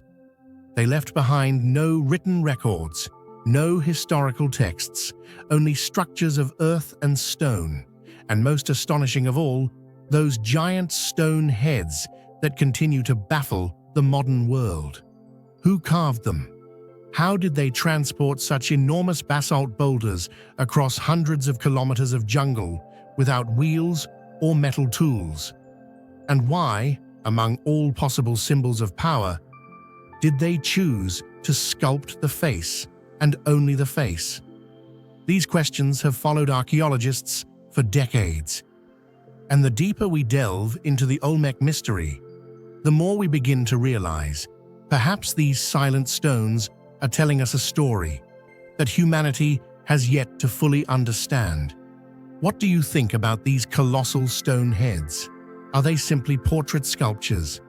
Or do they hold something far beyond our current understanding? Could there have been a civilization that existed before the Olmec, one we have yet to discover? Or were the Olmec truly the original source of all Mesoamerican cultures? Why do you think the Olmec chose to carve only heads instead of full-body statues? Was it just an artistic decision? Or did it carry deeper spiritual meaning? Do you believe we will ever fully unravel the mystery of the Olmec? Or will we forever be standing before these stone faces, guessing at a story long lost? Do you have your own theory? Share your thoughts in the comments, because your perspective might just open a brand new path of discovery into this ancient and mysterious civilization. The colossal heads, a modern term for these massive basalt sculptures, are the most recognizable yet puzzling symbols of the Olmec civilization. To date, archaeologists have uncovered 17 of these stone heads, spread across sites like San Lorenzo, La Venta, and Tres Zapotes. Each head ranges in height from 1.5 to over 3 meters and weighs between 6 and 50 tons, carved from basalt, an extremely hard volcanic rock. The first mystery lies in the origin of the stone itself. Studies show that these rocks were quarried in mountainous areas far from where the statues were found, especially the Tuxtla volcanic range, located about 80 kilometers from La Venta. At the time, the Olmec had no wheels, no metal tools, and no mechanical engines. So how did they transport such heavy stones across jungles, swamps, and rivers? The second puzzle is the incredible detail in the carvings. Each head has distinct facial features: large noses, wide mouths, thick lips, high cheekbones, clearly defined ears, and a helmet or headband, all suggesting individualized portraits, not generic symbols. This leads many scholars to believe these statues represent kings, chieftains, or legendary warriors. But who exactly are they? Some suggest they were tribal leaders, honored posthumously. Others offer a controversial theory that the faces show African features, hinting that people from Africa may have reached the Americas long before Europeans, a hypothesis still hotly debated in academic circles. Moreover, the true meaning of the heads remains a mystery. There are no accompanying texts. We don't know the names of those depicted, no obvious tombs nearby, no busts, just the heads, as if they symbolized pure power. The decision to carve only heads, not full bodies, deepens the enigma. While many other civilizations preferred full-body depictions, like Egypt or Greece, the Olmec chose only the head, as if it held the soul, divinity, and the essence of power. Adding to the mystery, the Olmec left behind no complete writing system. A few ancient symbols found at Cascajal appear primitive and aren't enough to recover a working language or script. Everything we know about them comes from architecture, artifacts, and archaeological speculation. Even the name Olmec wasn't theirs. It was given by the later Aztec, meaning rubber people, because the region was rich in natural rubber. We don't know what they called themselves, what stories they told, or what myths they believed about their gods or origins. They are like a ghost civilization, appearing silently, shining brightly with culture and architecture, and then disappearing without a single farewell. Olmec artifacts depict a were-jaguar figure, a being with the face or features of a jaguar but the body of a human. Researchers believe this may represent a deity or a human merged with sacred power. Some carvings show scenes of human sacrifice, blood rituals, or succession ceremonies. These reveal a deeply spiritual world, where political authority and religious ritual were intertwined, and perhaps the colossal heads were also part of this sacred world, where the souls of leaders continued to reign, immortalized through the gaze of stone. San Lorenzo and La Venta, the two main Olmec urban centers, emerged around 1200 BCE, predating Teotihuacan or Tikal. These cities had earthen pyramids, drainage systems, straight roads, and clear urban planning. A surprising level of complexity for Mesoamerica's pre-urban era. But around 400 BCE, these cities were suddenly abandoned. There's no clear evidence of war, epidemic, or natural disaster. No signs of burning, no mass graves. It's as if they chose to disappear, stepping out of history for reasons we may never know. Though the Olmec vanished, their influence ran deep in later civilizations. The Maya, Zapotec, Mixtec, and Aztec inherited many Olmec traits: ritual ball games, pyramid architecture, proto-writing systems, calendars, and astronomical knowledge. Yet the Olmec themselves remain a civilization without words, without a clear identity, and without a written history. They are a true legend, real, tangible, but shrouded in the mists of time. When we stand before an Olmec stone head, what chills us isn't just the size or craftsmanship. It's the eyes. These massive, empty eyes, lifeless yet vivid, seem to be watching our modern world from a far-off place. They speak nothing, yet carry a message that transcends time. Perhaps to the Olmec, power, belief, and identity were all encapsulated in the human face. And in the silence of stone, they told their story in the only way they believed would endure, a gaze that never fades. If you're passionate about archaeology, ancient mysteries, or simply intrigued by traces of forgotten worlds, the Olmec civilization is a journey you can't resist. They left no words, no speeches, only stones, and within them, an entire civilization still waiting to be understood. What do you think? Were the colossal stone heads just art, or symbols of something supernatural? Do you believe we will someday decode their message? Share your thoughts in the comments below. They built a city aligned with the stars. They raised pyramids that rival Egypt. They vanished in fire and left no name behind. Deep in the highlands of central Mexico lies a city so massive, so precise, and so mysterious that even the mighty Aztecs believed it was crafted by gods. This was Teotihuacan, the place where gods were born. Once the largest metropolis in the ancient Americas, its boulevards stretched for miles, flanked by towering pyramids and temples that whispered secrets to the skies. But centuries before Columbus, before the Aztecs, even before written history could remember their names, Teotihuacan burned. Its temples were torched, its leaders overthrown, its knowledge buried. Who built it? Why did it fall? And what truly happened in the final days of this forgotten empire? The ruins remain, but the answers are hidden in the ashes. If you were standing among these massive ruins, once the heart of a burning empire that vanished without a word, what do you think really happened? Was it a people's uprising, a natural disaster, or something that modern history still can't explain? Share your thoughts in the comments below. During its golden age, from the 1st to the 6th century CE, Teotihuacan was not only the largest city in ancient America, but also a leading center of architecture and spirituality.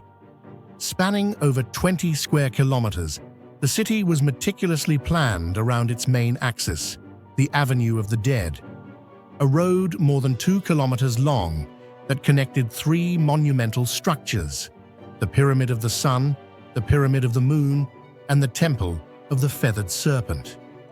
These massive constructions showcased advanced engineering and a sophisticated cosmic worldview, as they were aligned with celestial bodies, reflecting a profound belief in the connection between humanity and the universe. The surfaces of these buildings were adorned with murals and religious reliefs that told sacred stories from this enigmatic civilization.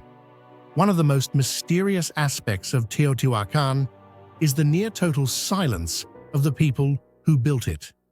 Unlike the Maya or the Aztecs, the inhabitants of Teotihuacan left behind no decipherable writing system. We don't know what they called themselves, what language they spoke, or where they originally came from. Even the name Teotihuacan, meaning the place where the gods were born, was given by the Aztecs when they discovered the city already abandoned. Awed by its scale and grandeur, the Aztecs believed it had been built by gods in the dawn of time. Scholars have long debated the origins and power structure within Teotihuacan. Some believe it was a multi-ethnic metropolis where Zapotec, Mixtec, and even Maya people lived in distinct quarters, all contributing to the city's prosperity. Others argue that Teotihuacan was a theocratic center where a priestly class controlled both ritual and political life, There are even theories suggesting it was a highly militarized state, ruled by a wealthy elite who oversaw trade networks that spanned across Mesoamerica. Teotihuacan's influence is evident in pottery, architecture, and religious symbols found as far away as Guatemala. One of the most mysterious and unique aspects of Teotihuacan, compared to other civilizations of its time, is the use of highly unusual materials and structures. Beneath the Pyramid of the Sun and the Temple of the Feathered Serpent, archaeologists discovered underground tunnels and chambers lined with mica, a mineral known for its heat-resistant properties, sourced from the Amazon region thousands of kilometers away. Even more astonishing, traces of liquid mercury, an extremely rare and toxic substance, were found beneath the Temple of the Feathered Serpent, something almost unheard of in typical ritual contexts. These findings have fueled theories that the people of Teotihuacan possessed advanced knowledge in geology, insulation, and possibly astronomy, with these materials symbolizing the underworld or cosmic movements. Despite its overwhelming grandeur, Teotihuacan collapsed suddenly and violently around 550 to 600 CE. Excavations have revealed clear evidence of organized arson targeting major temples, administrative centers, and elite residential areas. The very hubs of power were completely burned to the ground. Artifacts were smashed, murals were defaced, and sacred spaces were deliberately desecrated. This was not a slow decline brought on by time, but a deliberate act of destruction. It appears that some force rose up, not just to overthrow the old order, but to erase every symbol of authority associated with the ruling class. What shocks archaeologists and historians the most is the deliberate and methodical nature of Teotihuacan's collapse. Evidence at the site makes it clear. This was not the result of spontaneous chaos or an external invasion. The fires didn't erupt randomly. They were strategically set, targeting symbols of power. Elite palaces, ceremonial murals, sacred statues, and political religious centers. These structures were not only burned, but also smashed, buried, and intentionally desecrated. The acts were more than just physical destruction. They represented a profound ideological rejection. Those behind the event didn't merely aim to overthrow the old order. They wanted to erase the entire belief system that had upheld the ruling class's authority. Particularly striking are the findings beneath the Temple of the Feathered Serpent, the city's most powerful ceremonial center. Archaeologists uncovered mass graves containing dozens of skeletons showing signs of being bound, executed, and in some cases, clear evidence of human sacrifice. These were not part of routine religious ceremonies. They appear to coincide with Teotihuacan's final phase, a time of extreme turmoil. Some scholars believe these are traces of a violent coup, where factions within the ruling elite turned on each other in a brutal power struggle. Others suggest a powerful uprising from the common people, long oppressed, now rising to take revenge, not only against the rulers, but also against the sacred symbols that once bound them to the old power structure. Whichever the case, Teotihuacan's end was not a quiet decline. It was a violent, rage-filled collapse marked by systemic purging. Adding another layer to the mystery, environmental data from lake sediments near the region suggest that the Valley of Mexico experienced significant climatic shifts during this time. A prolonged drought may have strained agriculture and trade, leading to scarcity, starvation, and political turmoil. Combined with widening inequality, where luxurious palaces stood next to crowded communal housing, the society may have fractured under its own weight. The temples that once synchronized with the stars, guiding seasonal planting and religious festivals, may have lost their power when the rains failed. If the gods no longer responded, the priesthood would lose legitimacy. Social order, built on cosmic balance, could unravel with terrifying speed. And yet Teotihuacan was not completely erased. Even after its destruction, its influence lingered like an echo. Pilgrims still came, traders still referenced its glyphs, and the architecture of Teotihuacan continued to inspire designs from Tikal to Monte Alban. Like a fallen empire that became a legend, its ruins turned into a shrine for civilizations to come. Modern excavations continue to unearth new enigmas. Recent discoveries include liquid mercury under the Temple of the Feathered Serpent, possibly representing rivers of the underworld, and small golden spheres in hidden chambers, their purpose still unknown. Advanced scanning technology has revealed symmetrical tunnel networks aligned with solstices and equinoxes, suggesting that the city's destruction did not erase its knowledge, only buried it.